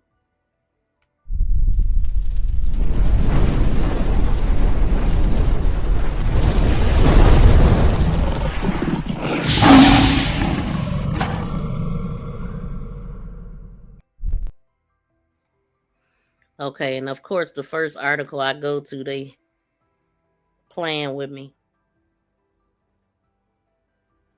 Okay, so it says here, Jamal White, 7 years old, he was abducted at gunpoint on July 11th outside of his Milwaukee home. He has been found and is in safe, according to the Milwaukee police. White was taken from around 6200 West Huston Street on the city's northwest side, and put into a white Jeep Renegade by an unknown man in a black face mask.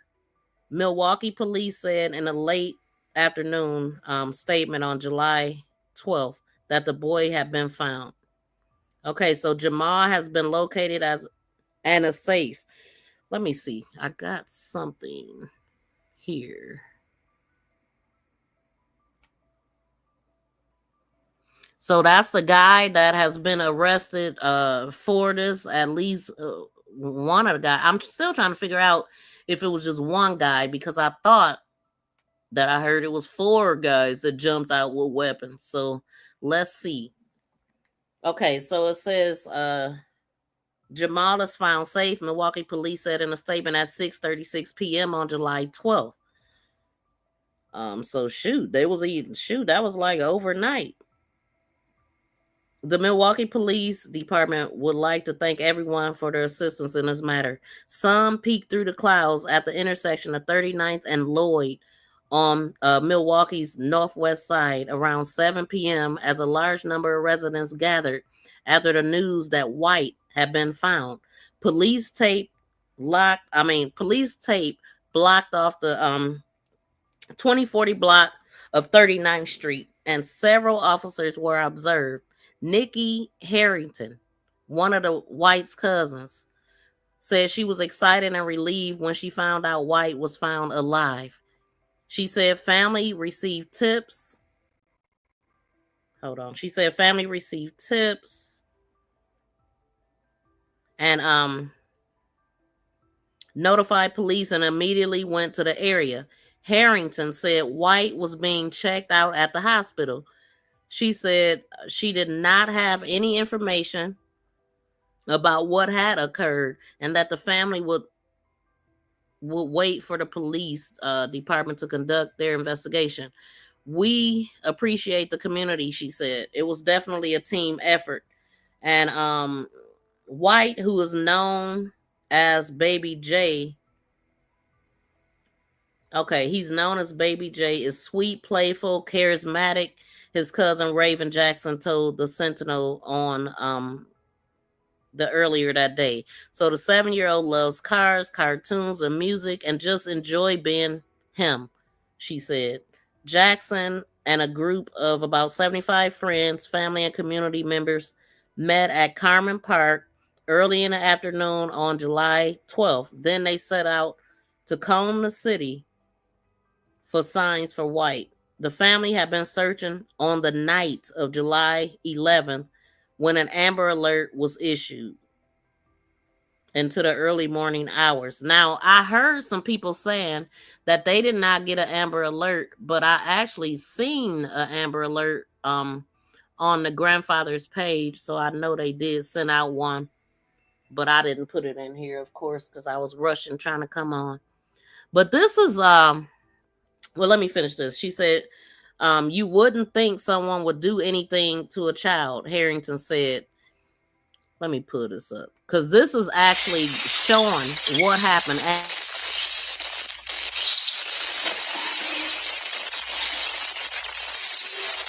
See how clear this ring cam footage is?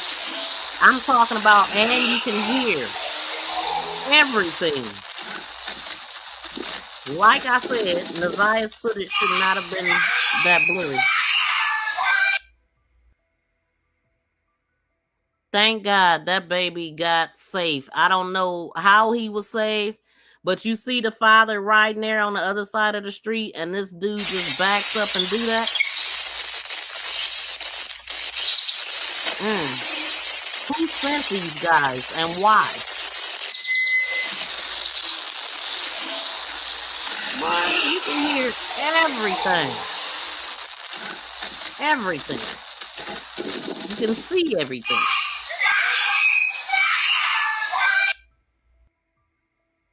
That's horrifying. That baby was petrified. Oh my God. The dad is probably connected to these guys in some way. I seen somewhere that people were saying that it could be because of the parents' lifestyle, which I don't know.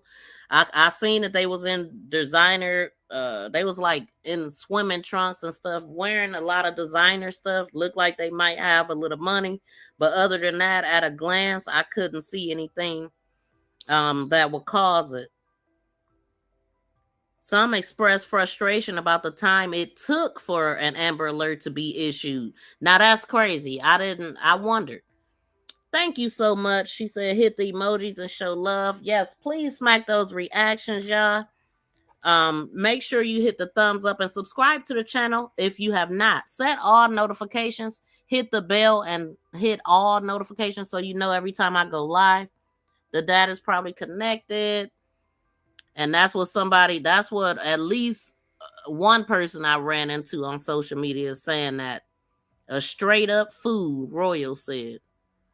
Peep the Chucky mask, shaking my head, ironic. Exactly. And not even just the mask. She had on the wig and everything on thing. The whole Chucky outfit. Yeah, she had murder on her mind, just what she did. But yeah, so they saying some they express frustration because the Amber Alert wasn't issued right away, and that's crazy. And for words to spread about what happened. But above all, they asked the community to keep searching, to elevate the news of White's disappearance, and to report any tips to the police. Those who were gathered, well aware of the violent way that White was taken and what dangers there could still be as the search unfolds. Now, what the heck is this about? Thank God they didn't hurt him. Man. 7-year-old boy that went missing Friday in Milwaukee is now safe. You see it right here. Police spent the past day searching for him. He was abducted at gunpoint outside of his home Friday. He's also the subject of an overnight Amber Alert. Our Durante Matthews has been following this story all day. He joins us in studio now with what the family says is a rare ending in this case. Yeah, that's right, Sam. Jamal White's family tell me they have been through a lot just over the past 24 hours, not knowing where the 7-year-old was or even if he was alive. Now they tell me they can finally breathe knowing he's safe. An emotional ride would be the simplest way to describe Milwaukee over the weekend. It's a lot. I was almost had an anxiety attack, but my heart's still racing. Raven Jackson and Nikki Harrington can tell you firsthand. We haven't been able to sleep. We've been crying off and on. The two saw how in just a few minutes, sadness and suspense turned into celebration. I don't know. I'm happy. On Saturday, the women went from searching for their missing 7-year-old cousin to celebrating his return alongside dozens of cheering community members emotionally invested in finding him. Police say around 7 Friday night near 61st and Eustis, 7-year-old Jamal White was taken at gunpoint. Video shows a boy riding his bike down the sidewalk. Then a white Jeep pulls up behind it before a child can be heard screaming. Family members say that was Jamal. His screams echoed on through the block. The State Department of Justice issued an Amber Alert for Jamal just before midnight. They urged the public to be on the lookout for a white Jeep, the same make and model seen on the video. Early Saturday, we met up with Nikki and Raven conducting a search party. We just want baby Jay to come home. But hours later... Oh my Lord, they got him. That's him. They got him. Jamal was found near 39th and Lloyd, safe and shaken up. He looked like he was scared. He looked like he was scared, but he was okay. It looked like he was happy to see us. A large crowd that gathered were also happy to see him alive. Family members say the community sharing his story was a big part in leading them here. They say they still don't know what led up to his abduction or his return, but they do know this. He's home, he's safe, and whatever happened, we're glad that he's here and he's alive. Because it's very rare that you get an outcome like this. And it was a great outcome, the one that they were looking for. Now, while the boy is safe, a number of questions remain unanswered. It's unclear if police have any suspects in custody or if they have any connection to the boy. And we've sent those questions to Milwaukee police, and as of right now, we have not heard back. Sam? What was it about? Who did this? So his aunt is speaking up on social media too, and she had posted a similar Jeep and asking people for help. And she said, I need help to find a white Jeep tinted with no plates. These bands took my effing nephew. This is not the car, but this is what it looked like, the version. Please, y'all, baby Jay is in a green hoodie. Oh, well, she got him on her page. It's a picture of him sitting with his cousins in a green hoodie. And so then she posted about 18 hours ago, cuz I'm happy, but this kind of why I can't fully celebrate. Who did this? And so the cousin had posted, I guess he had the baby. Don't quote me though. Or somebody posted that. Let's see what they saying. I could be wrong, but I seen he was being detained. He could have just been the one who found the nephew. Because I thought hold on, y'all. Hold on.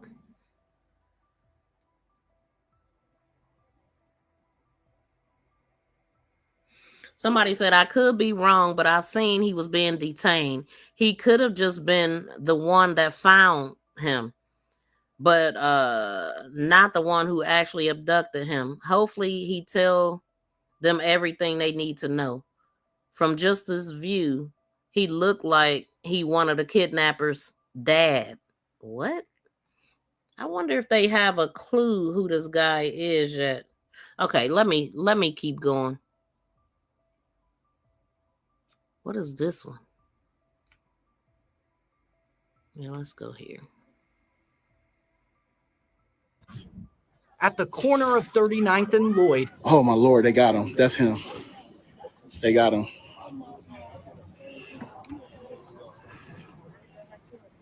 They got him, y'all.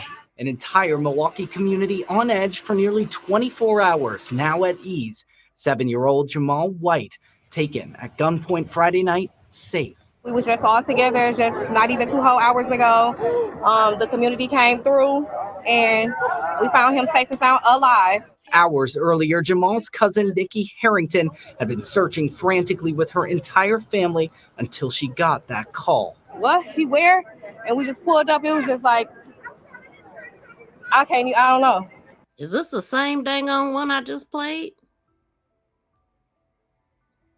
It looked like it, but I guess it ain't. But so somebody had initially, when they had reported it, they described the person that took him and everything, and they said the suspect, gender male, black, black hoodie, black face mask, armed with a handgun. And you could see in the video that I was playing that they blurred it out so you couldn't see everything. That was a blur mark right there. Let me pull that video up again, because we was talking about the blur mark in Isaiah Harris ring cam footage. But just notice the difference, y'all. Just notice how clear this is. That's why I said that footage is heavily doctored and distorted and edited.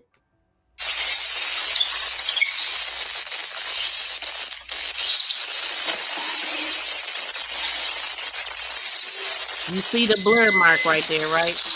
They didn't want us to see him grab him. That's why blur marks get put somewhere. They don't want you to see something.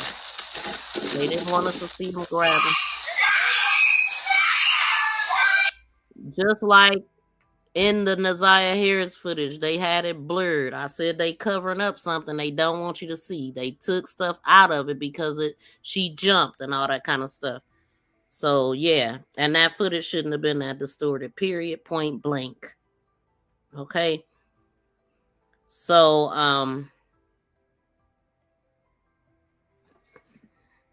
hold on, because the next thing I want to go, I'll let this finish, but it seemed like we watching the same video.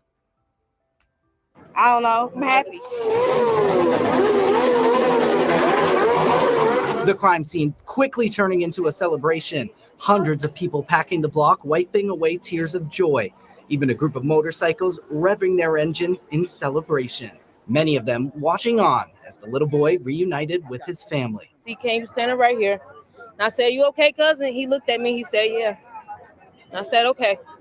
And they took him to the car. I mean, I saw the lights down here and I'm like, I don't know what's going on down there. Community activist Vaughn Mays immediately began streaming on Facebook Live when he noticed the large police presence. Yeah, they saying that he's found. I'm trying to confirm. Moments later. Oh my Lord, they got him. That's him. They got him. Capturing the moment all of Milwaukee had waited for on camera. They got him, y'all. I pulled up over here and I physically saw the family, got confirmation from them, and I physically saw them put him into a vehicle. He was okay. He got checked out by medical that was on scene, and it was it from there. Police have still yet to release any information as to the circumstances of Jamal's abduction, but family just happy to have him back. He's seen all of us there. We all got to see him. We all got to say, "We love you." He seen we all was there. Yeah. So he looked at us and we said, "You okay, cousin?" And he said, "Yeah." Community, while thankful for law enforcement, also giving credit to one another for bringing Jamal back to his family. Super great, grateful for the city, the citizens of the city that's been assisting, searching, sharing posts, trying to help track down the car.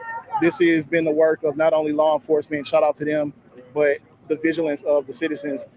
we don't play about kids here in Milwaukee. I know we have a lot of negative connotations, but when it comes to stuff like this, people usually show up and show out, and I'm proud of my city today. TJ Dysart joining us now live in the newsroom. TJ, the entire city breathing a sigh of relief tonight. Earlier today, family told us that 4 masked men took the boy. Do we know about any arrests yet? Well, Cyria, we have yet to hear about any arrests. We have reached out to the Sensitive Crimes Division, the ones that are leading the investigation, but have yet to hear back. Although multiple people on scene this evening told us they saw at least one person escorted from the scene in handcuffs. But again, we still don't know if that person is related to the scene or if they were either arrested or detained. And of course, we will be following this for days to come. Thank See, I thought I had heard 4 gunmen. I'm like, what? you, TJ, for that report. Okay, so I'm gonna go to Vaughn May's live stream right quick. Hold on. See, now this was 20 hours ago. Wait, hold on. 20 hours ago, he said, we pulling up to confirm critically missing 7-year-old Jamal was found safely near 39th and Lloyd. We personally laid eyes on him and can confirm he has been found. The FBI and multiple other law enforcement agencies are present on the scene and investigating the incident. As soon as I got on Facebook, I saw that live. So, right. I just shared a live of somebody saying that the 7-year-old was just recovered on 39th, 38th, somewhere between 39th and Brown or Lloyd over here in this area. So I'm pulling up over here. We actually drove past this on my way dropping my people off, and I'm like, something going on over there because I saw the police lights. And as soon as I got on Facebook, I saw that live. So, you know, we are definitely looking super tactical over here. Let me try to get some confirmation.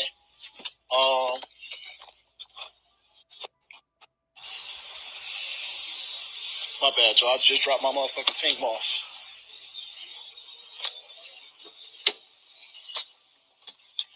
Stay leaving these fucking keys in this car.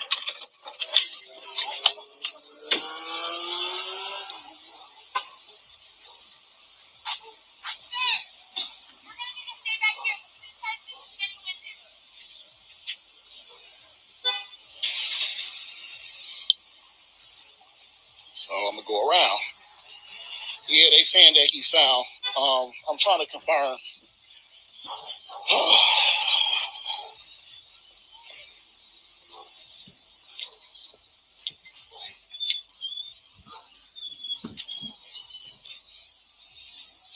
I am on between Brown and Lloyd, I believe, between 37th and 39th.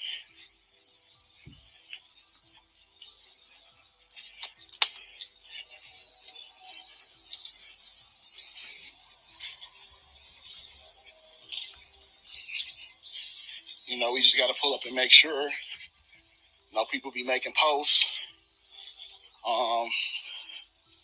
So I definitely don't want to share.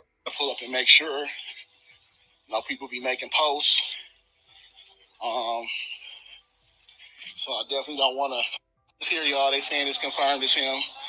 So happy for them. We are, this is 39th and Lloyd, I believe. Man, I just drove past this shit too. I told Black before I dropped him off, I said, something going on over there. But I ain't drive down here. Listen, y'all, when I tell y'all I woke up to this and the Tweezy stuff and just phone calls all day, woke up late, like 10:30, got out the house. We've been hitting these scenes. Oh my Lord, they got him. That's him. They got him.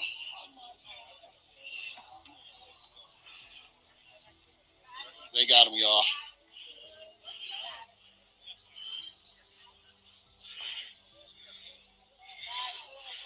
Do y'all know, like, the circumstances they found him? Like, he just walking around, or they caught him with somebody? Or...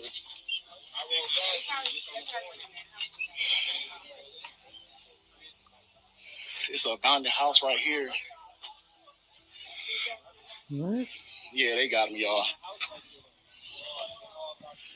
Details, please. And this the third house. I hope they got somebody, bro. This shit crazy. This literally down the street from my house, y'all. But I'm glad he all right. We've been just with them doing a search earlier. You know, I know they've been. Wait, is that the? Hold on. You know. But this Hold is the on, best y'all. case scenario, man. He all right. He returned. Don't look like he injured at all, you know. So we can mark this one off the list. Shout out to MPD. I don't know how they found him, but they said they ran in his third house to the left here with shields and tactical gear. Third house to the left. It's right here where we at. Right here. And brought him out is what I think they saying. They standing right there, and I can see the abandoned house, so he was right good, on the very street. Good, very good. Yeah. So we got confirmation, y'all. Man, that's best case scenario. What the heck? So What's this they about? probably gonna, you know, get him checked out medically. They probably gonna question him to see, you know, make sure he's good and what all he know. But thank the city, man. We turned that pressure up. Thank the city. Thank everybody for searching. Thank everybody for sharing. I'm assuming somebody must have gave some information that let him hear. So. Yep, right here. Yes, he is found. He is found. I had to pull up over here and make sure myself. So I wonder if he was outside or. Yeah, he's found. It's a found. It's found. Thank God, man. This don't happen a lot, y'all. God is good. Boy was found. He's found, y'all. Make sure y'all spread the word. He is found on 39th and Lloyd. On 39th and Lloyd, y'all. What the heck did they do with this kid? What is this about? Like, have anybody heard anything that this might be about? Let's see. The dad connecting to these guys some way. You think the dad is connected? Dang, my phone about to die. Yeah, this is good, man. Thank the city, y'all. Just don't see it Definitely a lot. Want to thank the family for being vigilant. You know what I'm saying? And doing what they need to do. Thank everybody in the city for sharing. You know, y'all been helping track down vehicles and leads and all type of stuff, man. Like I said, Milwaukee don't play about kids, bro. Milwaukee do not play about kids at all. So this was definitely a bad situation that could have been way worse. A lot worse, but you know. No new news, YouTube, but I feel it's to do with that. You think so? I'm gonna go to his page next. Now we need to figure out what the fuck he was doing over here at this house. Who house this is? Yeah, whose house is it? I mean, it's... Hey, you know what's crazy? Ain't this 40th? Remember the other house where all the missing kids was at? What? Now ain't that something? Now you got a house on 39th where this little boy was at. That's crazy. Listen, they keep saying ain't nothing going on over here. Apparently it is. What? Apparently it is, man. You know. But like I said, man, just grateful, man, to have this turnout. This, you know, you got folks that's been searching. You know, family pulling up. Everybody is the missing 7-year-old Jamal White has been found safe on 39th and Lloyd. He was recovered from a house over here, I'm hearing. I just seen him personally. They put him in the car. He was, you know, okay. So like I said, man, you know, Put that word out there, put that pressure, turn that heat up. Milwaukee don't play about kids, bro. Don't play about these kids. And I appreciate that about my city. Appreciate that about my city, man. We turn up for these kids, so.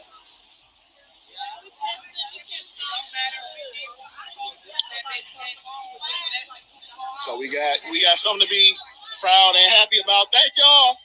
Thank y'all. They said that shit.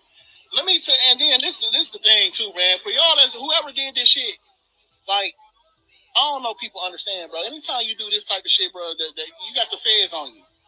You know what I'm saying? Like, people don't be, I don't know if y'all think this type of shit through.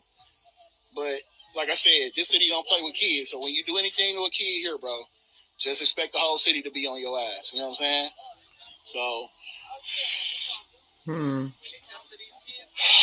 I wonder, I would love to know the story, and what the heck do this have to do with anything?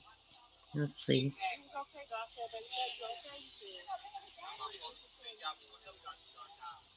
So she got a chance to talk to him. That's the one we just seen on the news. Oh, little bro. What you say?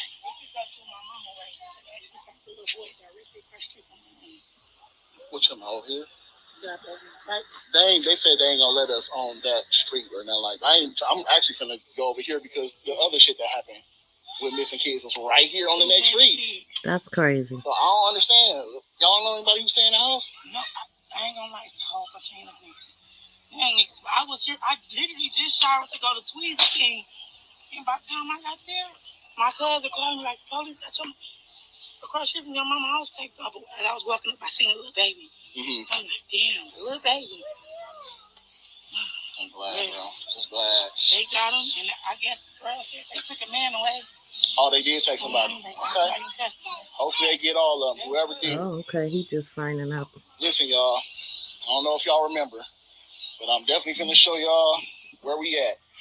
Not even a block, just on the next corner. If y'all remember, the shit that the former police chief arrested me for, trying to charge me with burglary in the house that got burned down when those kids was missing a couple years ago. Oh, I remember that. Right here on 40th. I on remember the next that. block. On the very next block. Wow. Yes, they found him. He is found. He is Literally okay. right around and the corner. from what I'm told, they do have somebody in custody. So we're gonna keep doing our thing and working and trying to get as much information. Like I said, hopefully. When I tell y'all these activists be doing their thing, y'all. If you ever in trouble and you need help, reach out to an activist because they got a lot of connections to the city and they can help you. They you know, even though they be getting arrested and all that stuff, they still be having connections with the police that might be helpful for a person that don't know. Where was the dad when he was taken? The dad was literally riding in the car next to him, and somebody said that it was the sister that was saying the dad had, my brother had every opportunity. They had every opportunity to hurt my brother if that was their target. She said my brother wasn't the target. And so I don't know, but that was him. That car that you see right next to him is the father. So what you thinking, Tone? Let me go to some of her. Let's see. What does she say in the beginning?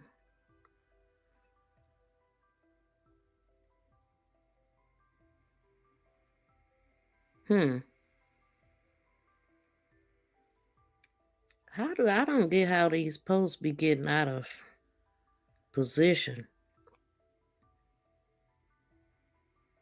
She literally had posted something. These guys went into a store. You could see this guy with a ski mask over his face. Why did he's standing there? It's 80 degrees outside, but he got a whole ski mask on his face, and then he reaches for the woman's designer glasses and snatch them off her face. And then I just see him standing here pointing a weapon at her. This is something a little bit off topic, but just something I'm looking at. So I mean, one post she said, "This is one of the most peaceful days I've had in a few weeks. Very grateful for the feeling right now, because Lord knows my life has been nothing but chaotic for 4 weeks straight." Now that was prior to her nephew. But what she said, yeah, y'all gonna meet y'all maker over baby J. That's what she said a day ago. And then she said, y'all have no effing idea what God is about to do to y'all messing with his children. I'm not scared for baby J. I'm scared for y'all.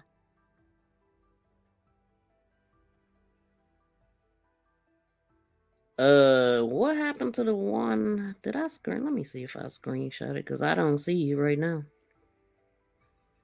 Where she said they had every opportunity to get her brother or something like that, to that effect. Why is it gone? That's what I'm trying to figure out. Why did that get deleted? It says I didn't know about a search party. Maybe it ain't deleted, I just can't see it. But says I don't know about a search party when the news came to my house. I didn't know about a search party when the news came to my house. We appreciate the community helping off of the strength. Just in case y'all see that later, just in case y'all see that later on the news. At the moment, I didn't know. Also, didn't know about the old man with his kids in the truck circling our block after our nephew got snatched up. He didn't introduce himself or say ish to us. So we don't know who this is driving slow AF past our house and circling back and only looking down our driveway. We just lost a kid. We not taking no more L's. She should have worded that different. You ain't lose him. He is fine. Well, she said lost. He was lost for a minute. But she said that gold car in the video was my brother riding alongside his son. He wasn't alone. So let's cut that narrative. He was not alone. We know more info. We know more info, not who, what, but what might possibly be going on. And that information is with loved ones and the police. For now, if you didn't talk to the family directly, I don't care what you heard. Let's stop speculating. And y'all, the police is doing their job. It's only one officer that gave us problems. But the detectives and the police are doing what they can. Y'all don't know what else to say. Y'all, I don't know what else to say. Okay, so that's good. The family feel like the police is doing their job. It's just one cop. It always got to be one. You know, and somebody also had posted y'all been asking where the child's parents, and now the auntie of 7-year-old Jamel, who was kidnapped, is speaking out. According to her, the gold car seen riding next to Jamal wasn't random. It was his daddy. The gold car in the video was my brother riding alongside his son. He was not alone. Okay, so they was thinking the little boy was riding alone, but the dad was right there. Okay, so let me go to the dad's page. One thing that I noticed, the dad ain't posting nothing on his page, but the grandfather has been posting stuff on his page. So just let me see what I can gather with the dad here. It's probably gonna be music. Wait. Music. Music. Nothing but music. Okay, so let's see. The dad, it says his name is Maul. So I guess the little boy is a junior. So I'm guessing, yeah, he a rapper. I guess. Is that him? He got a YouTube channel. Or at least he shared a YouTube channel. He got a bunch of money up to his face like a phone type of thing going on. Or somebody. Yeah, that's him. So what he's doing, he's on one page and then he's sharing from another page. Okay, so his birthday looked like it's June 16th. He shared something that said, I'm a Inga that live by principles, so damn right I get mad when flaw shit go on. Oh, got a picture of his little boy from back in the day. It ain't a whole lot going on. When she's cheating, but she's the only one you've got left. Don't kill your blessings doing lame shit, because they doing it to you. Stay real and be you.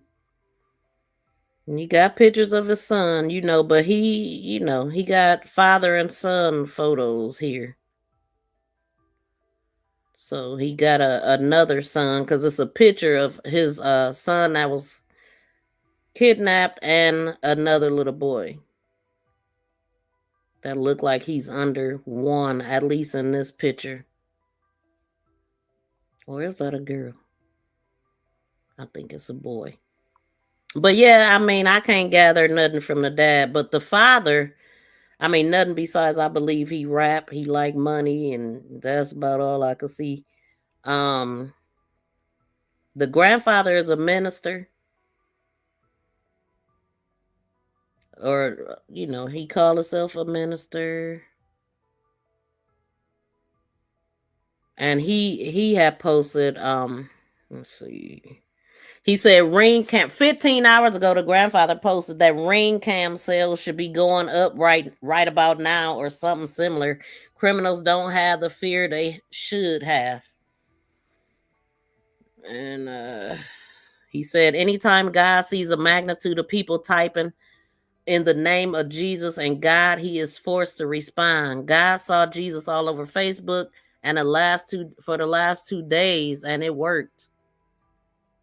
What the heck they do with that little boy the whole time they had him? The devil picked the wrong one. His grandson doesn't play about, or his granddad doesn't play about his seed. Okay.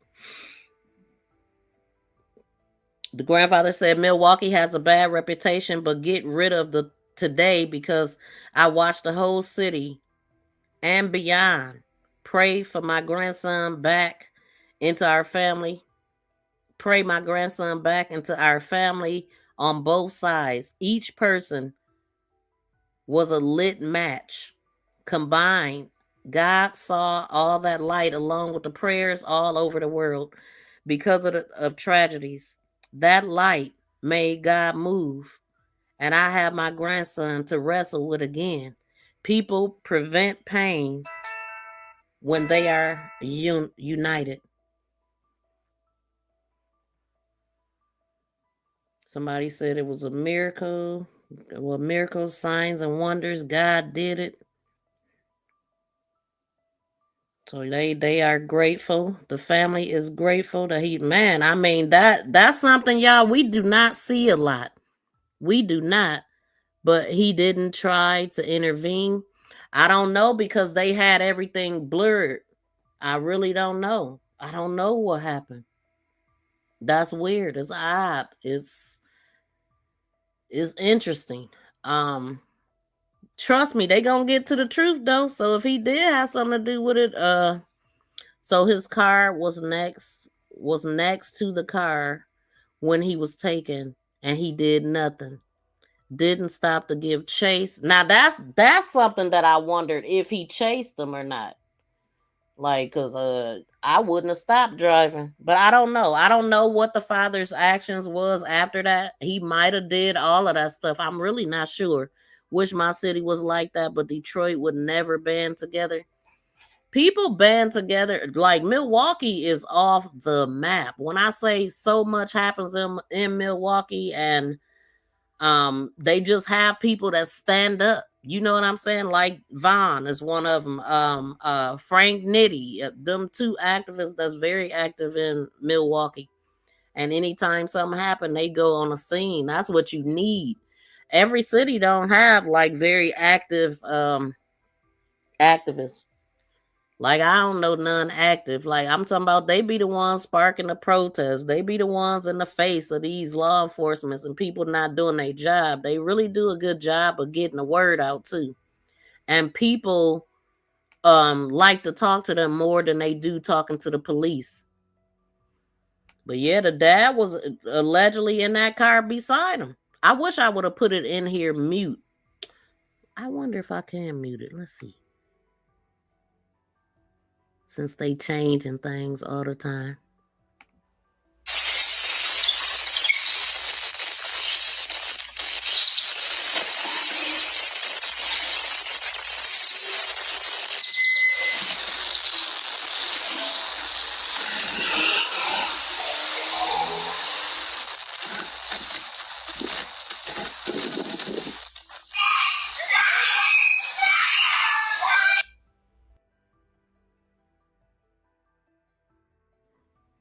He was definitely hollering, Daddy. That's weird. I don't know, man. I don't know. Gotta wait and see what they say. If anybody else get arrested, or, you know, it just don't make sense that the dad will have something to do with it. But it's odd that he didn't get hurt too. But it's good. Nobody got hurt in this case. I'm just so overjoyed that he was found. But I do wonder, you know, because the first thing I heard was that it was 4 gunmen. But they got this one guy arrested. What's the connection? Where's that picture at of the guy? There he is. What is the connection? Okay, so shoot. Let me check one more thing. Let me see if it's an update right quick. Maybe we got more information and I just ain't looking in the right spot. The grandfather, he hasn't said anything, but he is posting things about church and stuff like that. And so hold on. I'm gonna go ahead and go to the next case, and let's see. Let me see what y'all saying before I do that, though. Let me move this. Well, we'll keep that there. But y'all definitely can call in if you want. He may not have nothing to do with it, but he's connected to them guys somehow. Like maybe owing them some money, or maybe it could be some type of drug thing going on. You thinking? Corey Williams. Let's see what we can find out about him. Because that's the one that they got. But some people was trying to make it sound like maybe he was the one that found him. But that ain't what it looked like over there. Oh, shoot. That's a basketball player's name. That's the first thing that came up. And you know, a lot of times they don't have nothing in there this quick. Corey Williams.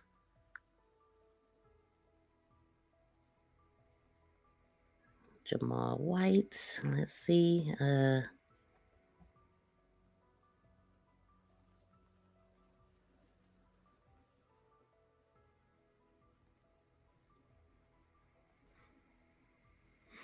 We'll get some updates eventually, but I'm not seeing anything right now. So what I'm going to do to not waste any time, waste y'all time. Yeah, like owing a debt or drugs. Boy. So that's what you thinking. It got to be something. Maybe they was trying to scare him because they didn't hurt him. They didn't hurt the boy. Like that's not... We y'all know what we report over here. You don't see that often at all. And I'm just so happy that it worked out this way. But what was it about?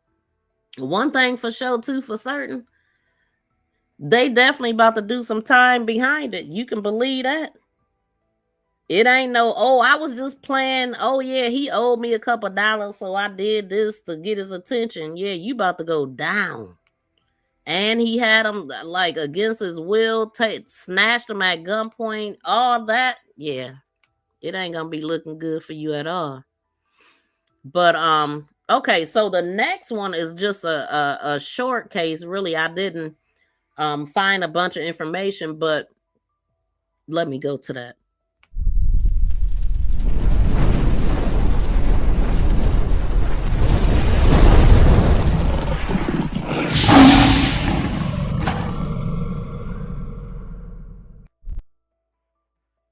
So the thing about this case that really caught my attention was what I was hearing. I mean, it makes absolutely no sense what they are saying. So let me pull this up. So there's a 16-year-old girl. I think this is in Milwaukee also. She is a habitual runaway. She has been missing for 3 weeks. She had been contacting her family on a grown man's phone. I believe it was his phone, or maybe it was her own phone, but she was able to talk to her parents before, and now she can't. And something about he's threatening or something weird. And the mother is saying that the police won't do anything to help because they said she always run away or something. So I don't know what the heck going on, but it don't make no sense to me at all. And the mother also says that she is asthmatic. She don't have her medicine and all of the stuff. It just don't make sense. So let's get into this. An urgent plea from a mother. It has been 3 weeks since her 16-year-old daughter left home. Fox 6's Bria Jones is in the newsroom for us tonight with a message that mother is sharing. Bria? Good evening, Ted. Paris Allen says her 6-year-old daughter, Icies Allen, is a frequent runaway. While MPD has yet classified this case as critical missing, Paris says it is critical. That's because her child has been calling her from the phone of a man almost twice her age. I had a job. I couldn't focus. It's hard. So sometimes I'm mad. Sometimes I'm scared. Paris Allen needs help and answers. She wants to find her 16-year-old daughter, Icies Allen, more than anything. She is a severe asthmatic. She does have mental health issues. Milwaukee police say she's been missing since June 20th. Her mother says she has run away before, but never with a grown man. She says the two were arguing about that relationship when Icies left their home near 75th and Green Tree. I keep asking the court to, instead of putting her in group homes, to put her somewhere that she could be safe, which is probably like a mental facility. Allen says Icies has been calling and FaceTiming her from a number she says belongs to a 28-year-old man that is keeping Icies from sharing her location. 28-year-old is dating my 16-year-old daughter. My family introducing her as his girlfriend. She also shared this screenshot from Isies's Instagram, where she says the man had been following her for a year. It says, "My body feels so weak. Wish I could call my mom and ask for help." She's with a stranger that might be taking advantage of her. She says Icies has been struggling since her uncle was killed in 2023. She's hoping this message makes it to her. I love you. I hope that you're okay. I want to make sure that you're okay. What the hell, Whatever man? we need to talk out, we need to talk about that in person. So I need to know where you at. Allen says she needs help before the unthinkable happens. I feel like they're not going to understand that until it's too late. Until they find her in a garbage can or somewhere. Until I'm getting a call saying like I got to go identify her body. Yeah, man. Allen says she did receive a call from Icies this morning saying that the man was upset he was posted online and that she could no longer protect her family from him. Now, we have reached out to MPD, but they have yet to release any new information. If you know something about this case, please contact District 4. Ted? Does Miss Allen know specifically where her daughter is, or does she know the 28-year-old who's with the daughter? Ted, she now knows the identity of that 28-year-old, but she's unclear exactly where Icies could be at this time, which she just wants to know a location. Your heart breaks for her frustration Man. and her fear. Bria Jones in the newsroom. Do this make sense to y'all? Have y'all ever heard this? This is the first time I've heard something this ridiculous. Like, he's 28 years old. He shouldn't even be with the girl. But because of her record and all of that stuff, it seems like they don't care. But I remember my son was 16 and I found out about some older woman and I went to her house and everything and tried to press charges on her. And they basically like, oh, 16 is the age of consent. So is that what they telling his mother?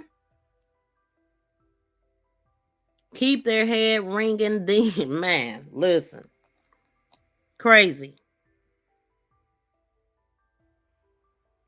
And they said that she's described as 5'3", 150 pounds. Could you freaking imagine?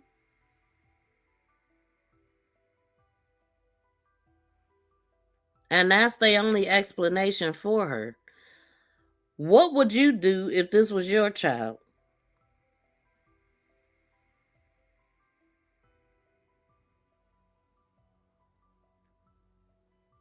The police won't help. You don't know where she is. And I mean, the crazy part is, y'all, she's asthmatic. If she has an asthma attack, what is he gonna do about it? She don't have her medicine. This is not okay. And that's all we got. Like the mother, I mean, this is a mother that needs some activists, somebody that'll just be boots on the ground looking for her. But she's been gone a long time too. And then, oh, this is like watching a train wreck. Let's see what they're saying about this. 16-year-old daughter. Those parents believe Icies Allen is with a man she met online, giving them concern for her safety. Met Told online. News' Nick Bohr is live at police headquarters tonight. Nick, Icies' parents are desperate to get her back. Right, and they believe she is still here in Milwaukee. Milwaukee police are investigating this as a missing persons case. Her parents say that Icies has run away in the past, but never for this long, 3 weeks, and certainly never with someone who wasn't her age, and certainly not a man pushing 30. She literally just walked out the door and never came back. Her parents desperately want their oldest daughter, Icies, back home where she belongs. The 16-year-old made a name for herself, posting online videos as she got ready for school in the morning. What is her social media? We don't need this music. Missing for 3 weeks after her mom. Damn, what do we need this music for? She'd been meeting up with a 28-year-old who'd lured her online. They've been Instagram friends for about a year. He's been following her. On multiple occasions they met up. As a mom, I mean, that's gotta make you angry. Yeah. Because he knew better. As you being an adult, you knew that wasn't right. There's plenty laws in effect for these things, so you knew it wasn't right in the first place. I feel like she want to be grown, and this older guy taking advantage of it because you're a grown man. You can look at her and tell my baby only 16. They finally got a call this week from her saying she was okay, but doesn't have her phone and won't say where in Milwaukee she is. Her mom could hear the man in the background. This is a grown man, so I don't want him trying to convince her to do something or put her in trouble or, put her in harm's way. Like, this is really hard. Yep, and if she gets in any trouble out there, she'll be held accountable and locked up herself. That is crazy, man. I cannot believe what I'm hearing. I have never heard of this. You know that she was a grown man. He need to be arrested, and he probably, he's grooming her clearly. What would a 20-some-year-old man want with a 16-year-old besides money on his mind? Paying his bills, making his money. And Nick, police are not classifying this as a critical missing case because they say Icies ran away before. It don't matter if she ran away before. Her mother, her parents don't know where she at. And her father should be out looking for her. Both of them should be, but the father is, I mean, he's capable. Like, man, listen. How can you even sleep at night not knowing where your child is? Damn. That's what the parents say, that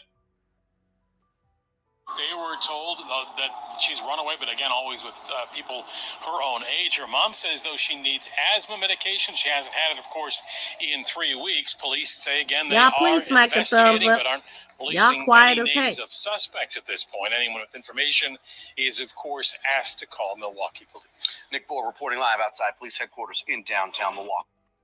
Okay, so those are the cases that I definitely wanted to cover today. They all hit my heart, and it's just so much going on in this world. I don't know what her Instagram is, but I wish I could find it, but I ain't got time right now. It's not okay. Let's see.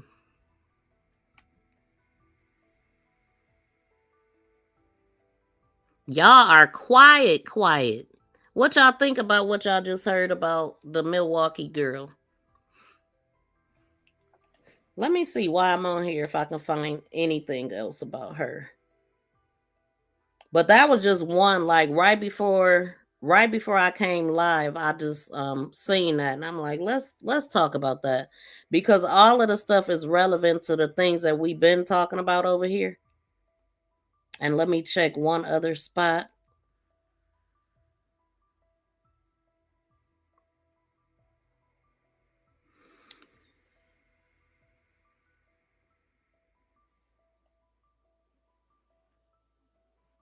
I need to do some politics. I heard it's a bond. Well, somebody put a ticket on Trump head. Like, what are we doing here? 40 million? Is that what they said?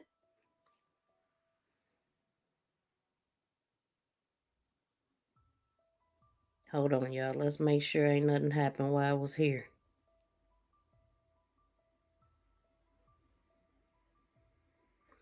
All right. So 40 mil.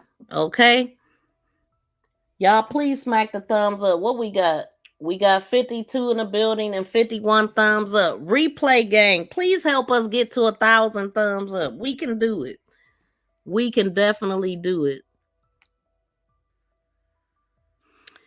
So shoot, we talked about a lot of cases today, and as a matter of fact, let me talk about this case. This is another case, and I actually happen to have the information in here. This actually happened in my city. This lady was unalived by her boyfriend that she had been dealing with for years.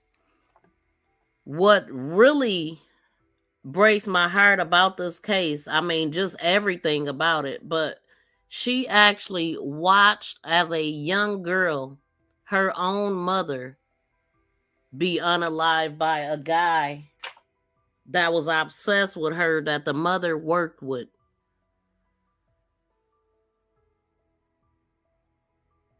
Let me go to that part of it. Hold on.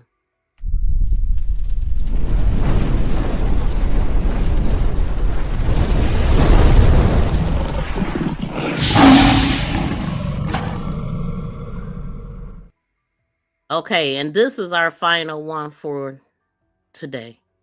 Here we go. When you Monday morning quarterback this, do you just rack your brain and think, my God, how in God's name could there be that evil in our town, and how could something like this play out in Toledo, Ohio? Well, I got to say, it's a fact that there's evil in the world, and we're always going to have it. It doesn't matter where you're at. You can be in the safest place in the world, and bad things can happen. Former Toledo Police Chief Jack Smith was one of 2 officers who shot and ended Chapel's Trail of Terror. Captain Joe Heffernan was just a rookie. And everybody just did everything they could to get that guy that day. We knew that if we let him continue, it was going to end up in more loss of life, more carnage. He wasn't going to go down easily. The last 25 years have not been easy for Ashley. She's been strong ever since she was a kid. A tattoo on her hand showing she's a survivor. A constant reminder of her mom on her shoulder. She stays in Toledo to be close to her mom and the baby she lost. A tattoo for that baby on the left arm. She knows she had friends and classmates who loved and supported her. But still, there are days now that are tougher than others. You know, because back then, a lot of stuff that happened to me didn't happen often, you know, like it does now. Back then, it was like murders like that happened once in a blue moon in Toledo, you know. Now it's like all the time. So when I hear like stories like that happen like that, it brings back memories. Or I'm like into big documentaries and stuff, so sometimes I like to watch it just because I feel like that's happened to me. Like it's not just me. What would you say to her now, 25 years later? Well, I'm glad she survived, and I hope she uses her life to be a person that can bring out that message that you can survive something like that. They and the other families involved, they're always in my prayers. It was tragic. It was an incredible load for those two kids to bear to carry the rest of their lives. To see something like that happen. Do you sometimes ask yourself, or I don't know if you're religious. Do you? Yeah, like why me? Like why our life? Like why did I have to get dealt with the cards I got dealt with? Like and everybody's like, be strong. Like it only happens to the strong ones, but like how long can you be strong? But she is strong, finding strength in raising her boys, reminding them of their grandma, how she loved her kids, and how she would have loved them. When you Monday morning quarterback this, do you just rack your brain and think, my God, how in... So the thing about this story, Ashley, she was only 10 years old when this happened to her mother. And what it was a murder. I mean, he did this to her boyfriend, and then he turned the weapon on himself in front of their children. And this is the same thing that happened to her when she was a little girl. I'm talking about devastating.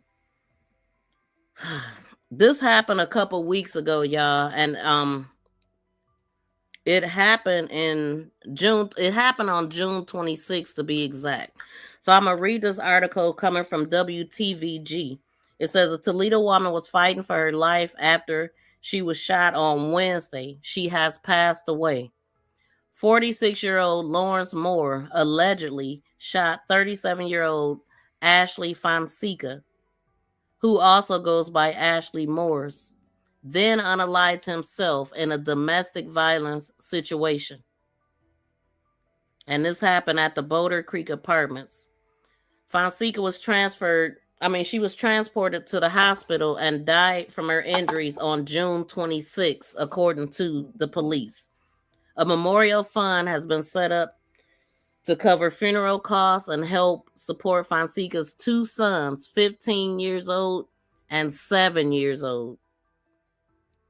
To donate to the fund, call to speak to someone at the Fifth Third Bank, and you can donate that way. Inform them you would like to donate to Ashley, and that's a good way to do that at the bank.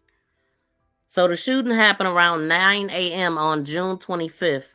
Ashley's son called 911 for help. The father of one of the boys says it felt like a horrible dream. His 7-year-old son and the little boy's teenage brother were home when the police say he pulled the trigger.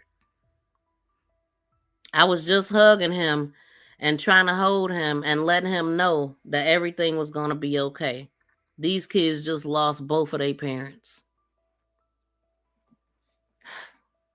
He didn't want to show his face, but the biological father of one of the kids fought back tears as he thought about what the boys saw. It was terrible, the father said. I hate that my son's mom had to experience this. I mean, this was her fate. I just cannot get over that happening to her as a child.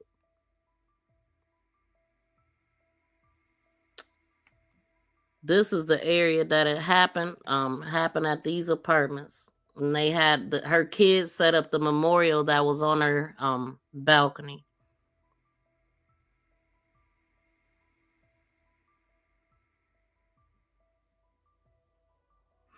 She made a post and she was just talking about matter of fact, I'm gonna get to that because I see part of it here at least. So he said he feel terrible about what the kids may have experienced. I feel terrible, the father said. I hate that my son's mother had to experience this. So the police officers were called to the apartment. They found 46-year-old Lawrence Moore unalived inside the apartment, and Fonseca suffering from at least one gunshot. Her teenage son called 911. Just knowing that he had to be the one to call 911, the father said, I can't imagine. It appears the young mother did not feel safe in the relationship. She posted the following on Facebook. She said, I can't take this MF always threatening me. He's gonna punch me in my face and knock my teeth out. And my kids are gonna be motherless. Constantly putting a gun up to against my head or shoving it in my stomach. Destroying my stuff every chance. This is getting out of control. I don't feel safe. So the father of Ashley's son said he worried about the effects this senseless violence will have on the kids. I mean, Ashley herself had never got over seeing that happen to her mother. And her kids got dealt the same thing. It's so unfair. She experienced a life-threatening traumatic event 25 years ago and has anxiety. She wants the story to air and agrees this is a step forward for her mental. Monroe and Secor, one of Toledo's busiest intersections. It's seen a share of traffic and crashes and demonstrations over the years, but nothing compares to what happened here 25 years ago. It was February 13th, 1998, one of Toledo's most violent and tragic days. And although the horror of that day ended in this spot, its impact has never gone away. Man, calm down. Tell me what's going on. There's a guy that just pulled in the backyard. He has got a knife. What? No, there's not a Friday the 13th goes by that it doesn't come back into my mind. Hey, dispatch, we got people all over this place here panicking. And it still feels fresh. You know, I was old enough to still remember everything, so I was 10. I can remember everything. Ashley Morris was 10 when the man stalking her mother repeatedly stabbed her. Like if I could replay it again, like I'm there.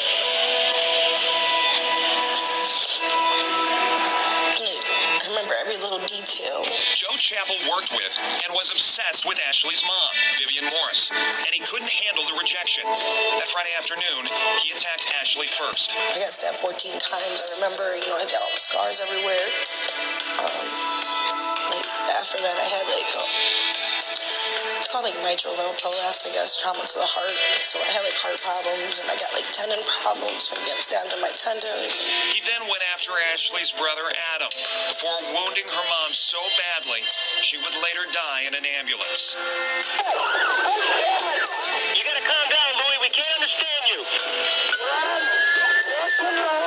Just on Afeni Avenue. 2 ambulance drivers been shot with a shotgun. Chappell wasn't done. He ambushed the ambulances carrying Morris and her kids, shooting 2 first responders. I turned to the left, and all I saw him was aiming the shotgun at me. And next thing I know, I was flying through there. He shot and killed 21-year-old Brandy Williams when she wouldn't give up her truck to him.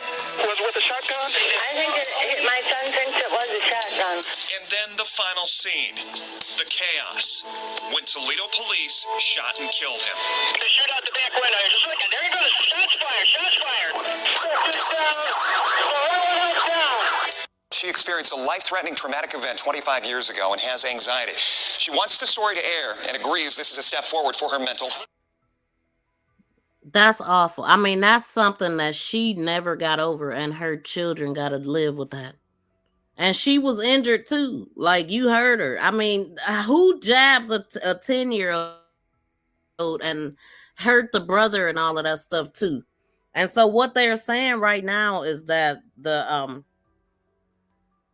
wait, hold on. It says that her mother was actually working with this guy. She was in a relationship, but they were like broke up. So this is what it says. It says Joe Chappell was one of Vivian's co-workers. Okay. The two had apparently gone out on a date while Vivian was having problems with her boyfriend.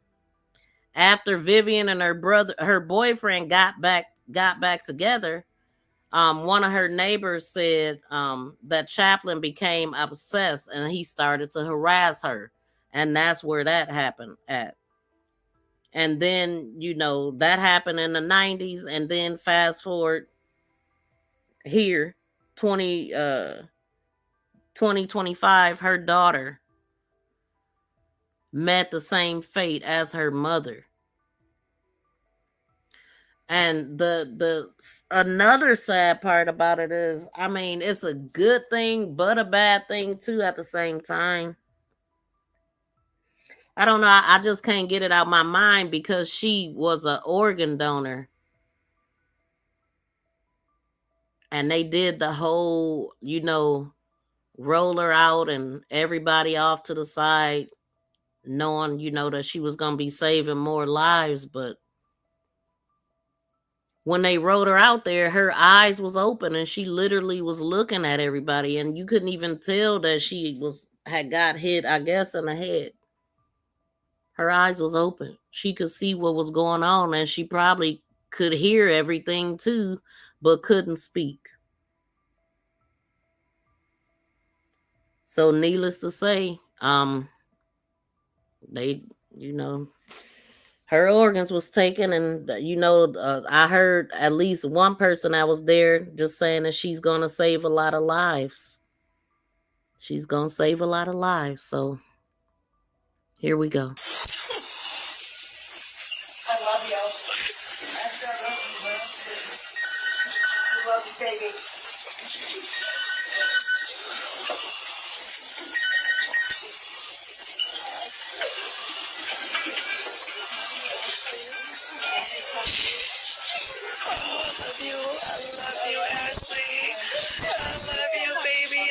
So much.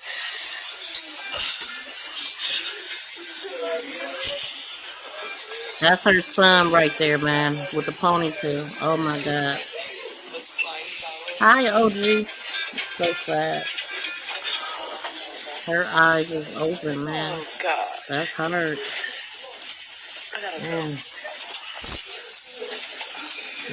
Man.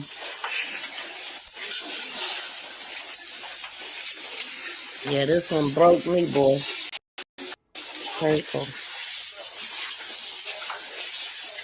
Damn.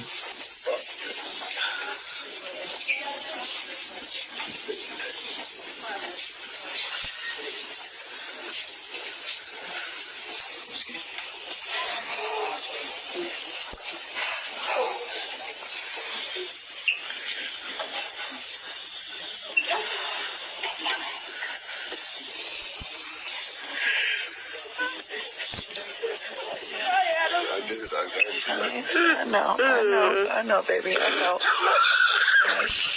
know. Shh, don't be loud, baby. That's all. I know, TT. We love you, Ashley. We love you, Ash. Love you, baby. I love you. Team Ashley. Team Ashley. Period. What they gonna do? What, keep me off the bench? No, not my best friend. Stop. Don't do this. Damn. Her family's here, baby. Come on. Everybody's mourning, honey.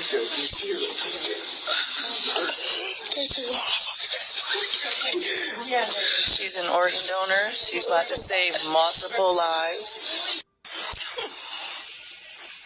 I love you. I love you, baby.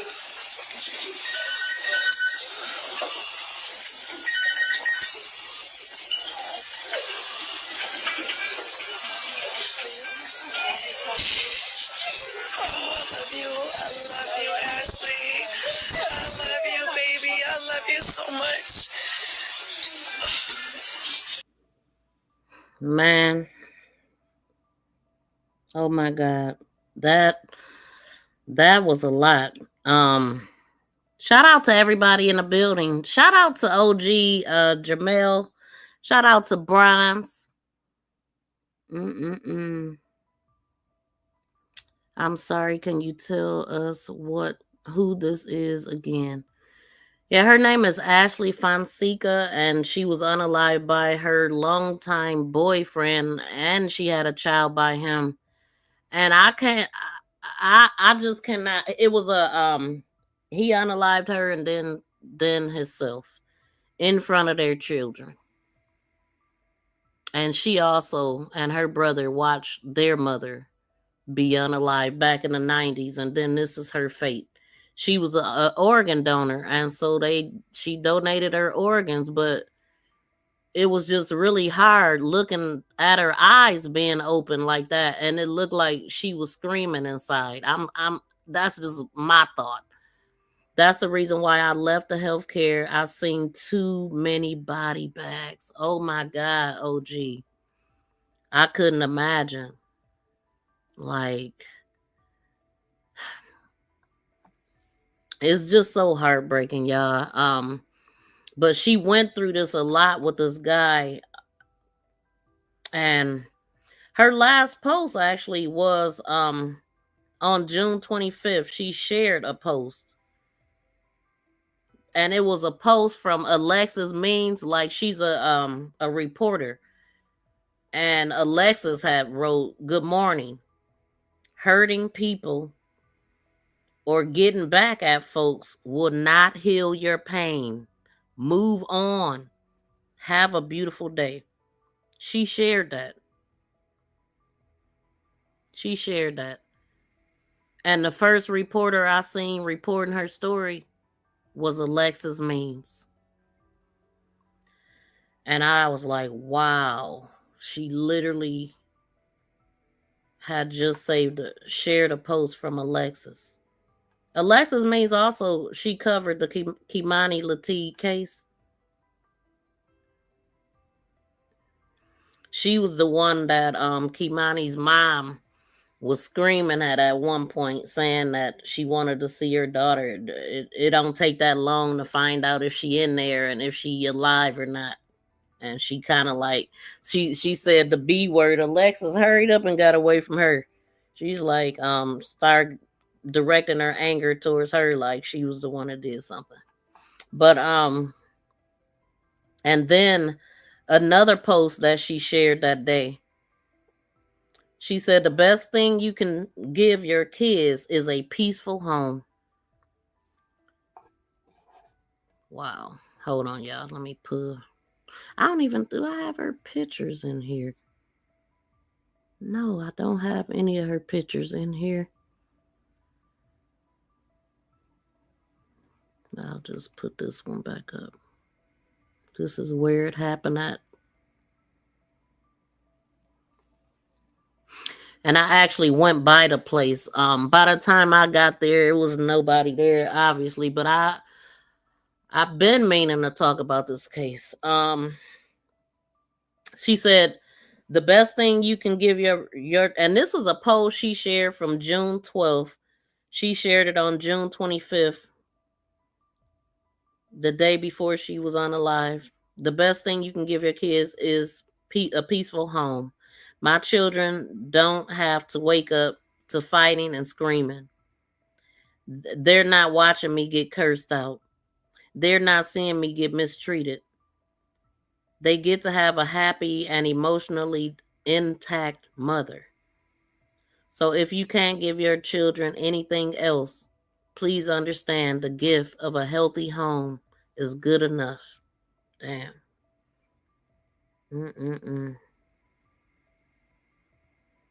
And then she shared something else. And it said, have you ever protected somebody's reputation by not telling your side of the story? You ever watched the MFer humiliate you and play victim? That's definitely another level of self-control. Man.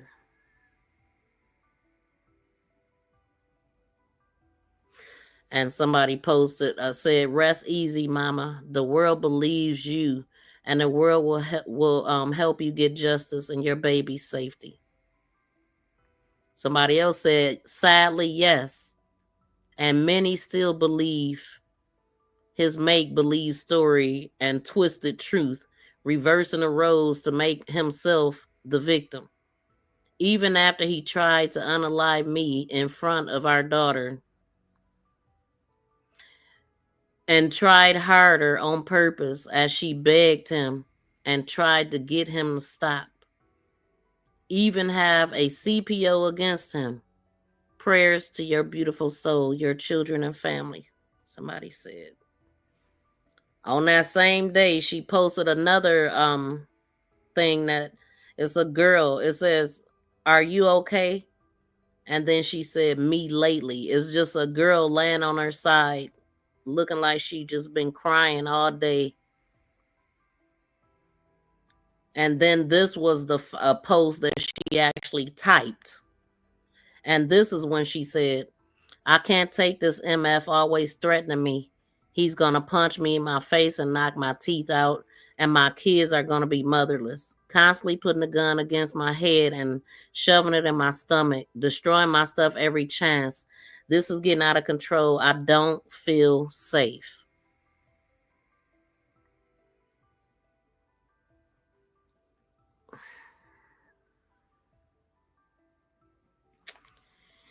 And somebody had asked, "Who is this dude? He needs a visit."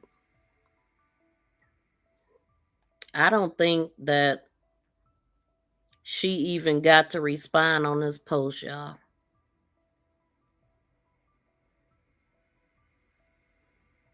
I don't think she even got a chance to respond to anybody on this post. And her friend said, "I wish you would have left. I'm so angry."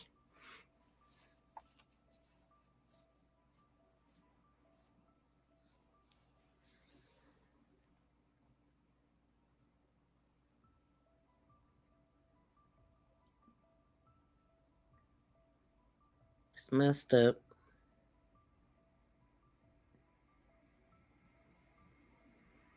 And that's pretty much it, y'all. That's the story.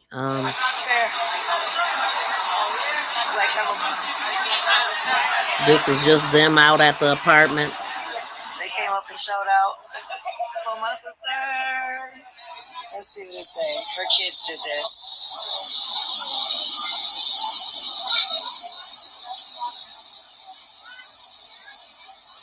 Forever Ashley.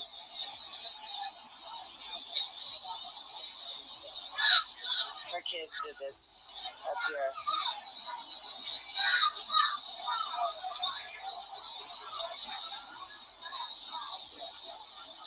Everybody showed up and showed out for this bitch. They loved my bitch.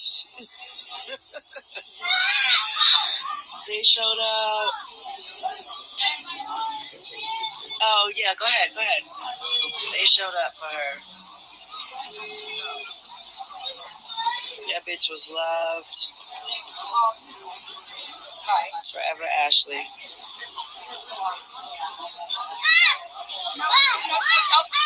Okay. And that was her friend that was also recording when we seen her going down the hallway. So sad. Let me see what y'all saying. So unfair. I promise you, man. Like, for that to happen when she was a little girl and that be her fate. She never got over that. You heard her. You seen her talking about her mother. And I'm going to just play that part one more time. When you Monday morning quarterback this, do you just rack your brain and think, my God, how in God's name could there be that evil in our town? And how could something like this play out in Toledo, Ohio? Well, I got to say, it's the fact that there's evil in the world, and we're always going to have it. It doesn't matter where you're at. You can be in the safest place in the world and bad things can happen. Former Toledo Police Chief Jack Smith was one of 2 officers who shot and ended Chapel's trail of terror. Captain Joe Heffernan was just a rookie. And everybody just did everything they could to get that guy that day. We knew that if we let him continue, it was going to end up in more loss of life, more carnage. He wasn't going to go down easily. The last 25 years have not been easy for Ashley. She's been strong ever since she was a kid. A tattoo on her hand showing she's a survivor. A constant reminder of her mom on her shoulder. She stays in Toledo to be close to her mom and the baby she lost. A tattoo for that baby on the left arm. She knows she had friends and classmates who loved and supported her. But still, there are days now that are tougher than others. You know, because back then, a lot of stuff that happened to me didn't happen often, you know, like it does now. Back then, it was like murders like that happened once in a blue moon until, you know, now it's like all the time. So when I hear like stories like that happen like that, it brings back memories. Or I'm like into big documentaries and stuff, so sometimes I like to watch it just because I feel like that's happened to me. Like, it's not just me. What would you say to her now, 25 years later? Well, I'm glad she survived, and I hope she uses her life to be a person that can bring out that message that you can survive something like that. They and the other families involved, they're always in my prayers. It was tragic. It was an incredible load for those 2 kids to bear to carry the rest of their lives. To see something like that happen. Do you sometimes ask yourself, or I don't know if you're religious. Do you? Yeah, like why me? Like why our life? Like why did I have to get dealt with the cards I got dealt with? Like and everybody's like, be strong. Like it only happens to the strong ones. But like, how long can you be strong? But she is strong, finding strength in raising her boys, reminding them of their grandma, how she loved her kids, and how she would have loved them. When you Monday morning quarterbacked this, she experienced a life-threatening traumatic event 25 years ago and has anxiety. She wants the story to air and agrees this is a step forward for her mental health. Monroe and Secor, one of Toledo's busiest intersections. It's seen its share of traffic and crashes and demonstrations over the years, but nothing compares to what happened here 25 years ago. It was February 13th, 1998, one of Toledo's most violent and tragic days. And although the horror of that day ended in this spot, its impact has never gone away. Man, calm down. Tell me what's going on. There's a guy that just pulled in the backyard. He has got a knife. There's not a Friday the 13th goes by that it doesn't come back into my mind. Hey, dispatch, we got people all over this place here panicking. And it still feels fresh. I was old enough to still remember everything, so I was 10. I can remember everything. Like everything.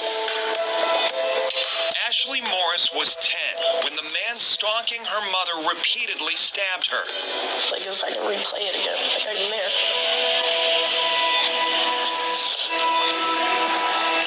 I remember every little detail. Joe Chappell worked with and was obsessed with Ashley's mom, Vivian Morris, and he couldn't handle the rejection. That Friday afternoon, he attacked Ashley first. I got stabbed 14 times. I remember, I got all the scars everywhere. After that, I had it's called mitral valve prolapse, I guess, trauma to the heart. So I had heart problems, and I got tendon problems from getting stabbed in my tendons. He then went after Ashley's brother Adam before wounding her mom so badly she would later die in an ambulance. You gotta calm down, Louie. We can't understand you. Just north of Aphina Muhammad. 2 ambulance drivers been shot with a shotgun. Chappell wasn't done. He ambushed the ambulances carrying Morris and her kids, shooting 2 first responders. I turned to the left and all I saw him was aiming the shotgun at me. And next thing I know, I was flying through there. He shot and killed 21-year-old Brandy Williams when she wouldn't give up her truck to him. Was it with a shotgun? I think it hit my son. It was a shotgun. And then the final scene, the chaos, when Toledo police shot and killed him. They shoot out the back window. Just look at there he goes. Shots fired. Shots fired. And now her kids got to go through the same thing. So now her children have lost their grandmother that they never got to meet, and their mother. She has a 7-year-old and a 15-year-old. It's so unfair. And right, BFF, it did seem like she blinked her eyes. It seemed like she was kind of moving her head. I don't know. It just seemed like she was still there. And it's, God, that bothered me.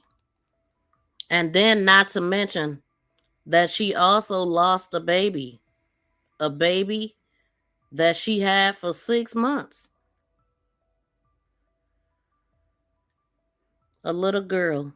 Her name was Amore Vivian Woodson. She was born June 7th, 2007. Just 21 days and some years before her mother. Because her mother passed in June 26th of 2025.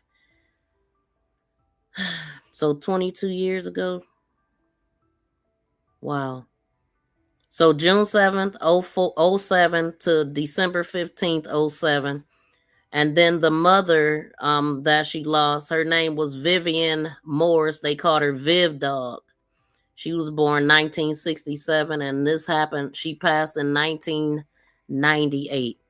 And the cover photo of Ashley's Facebook page is of her and her 7-year-old son, which he was younger then,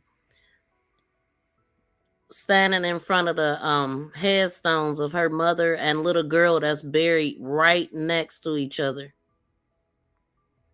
That was her cover photo. And now she's gone. Wow. So heartbreaking, y'all. But I definitely wanted to get that one out. That story, boy, I was in tears. Like, that really had me emotional looking at that. And you know, in the way that she left here, domestic violence. I lost my cousin that way, and I wish she could have got away. I wish she would have left, you know, but it happened.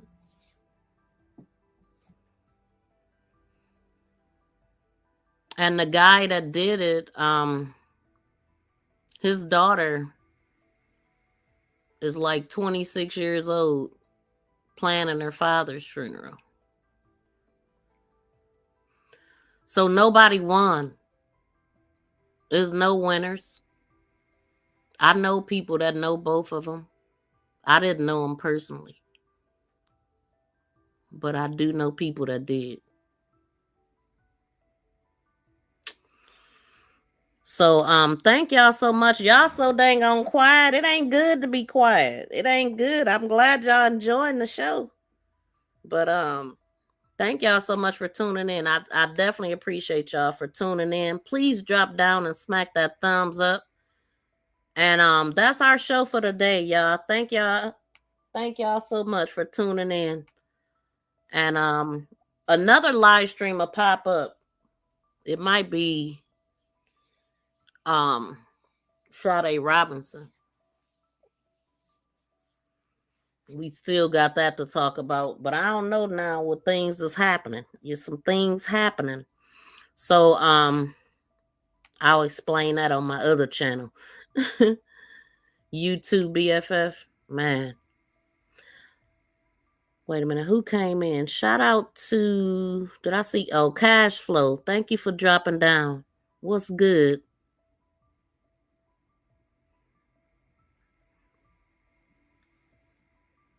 And then Unknown said, oh my goodness. Yes, it's a lot.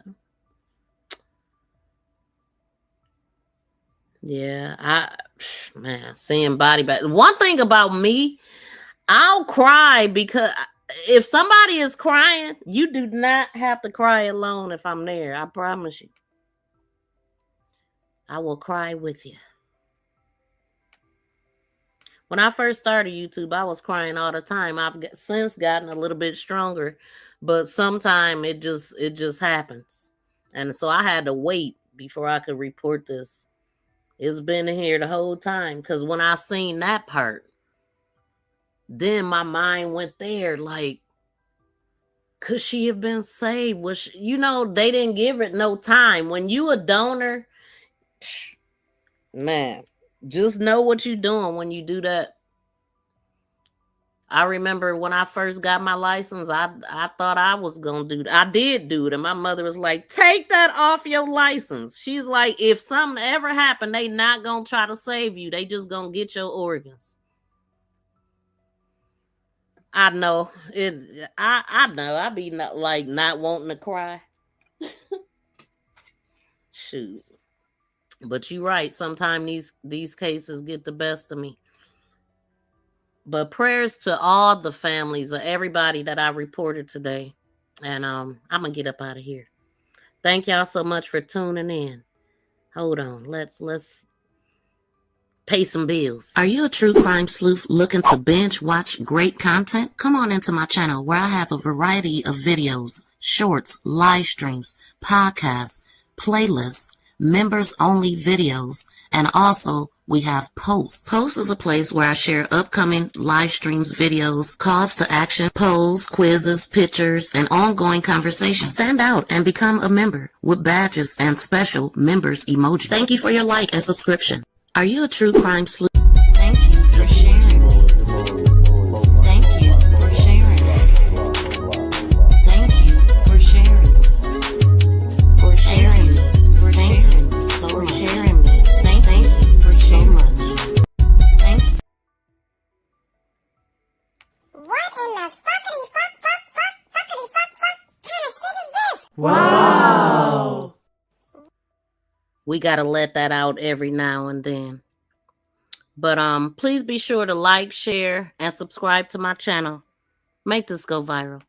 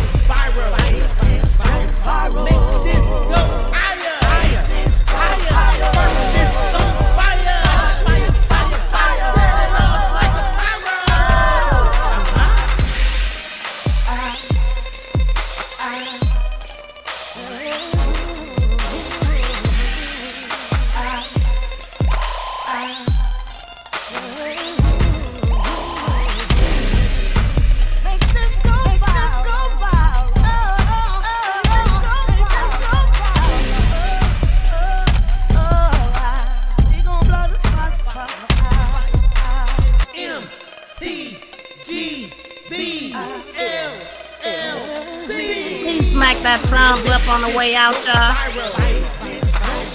Share us out, y'all.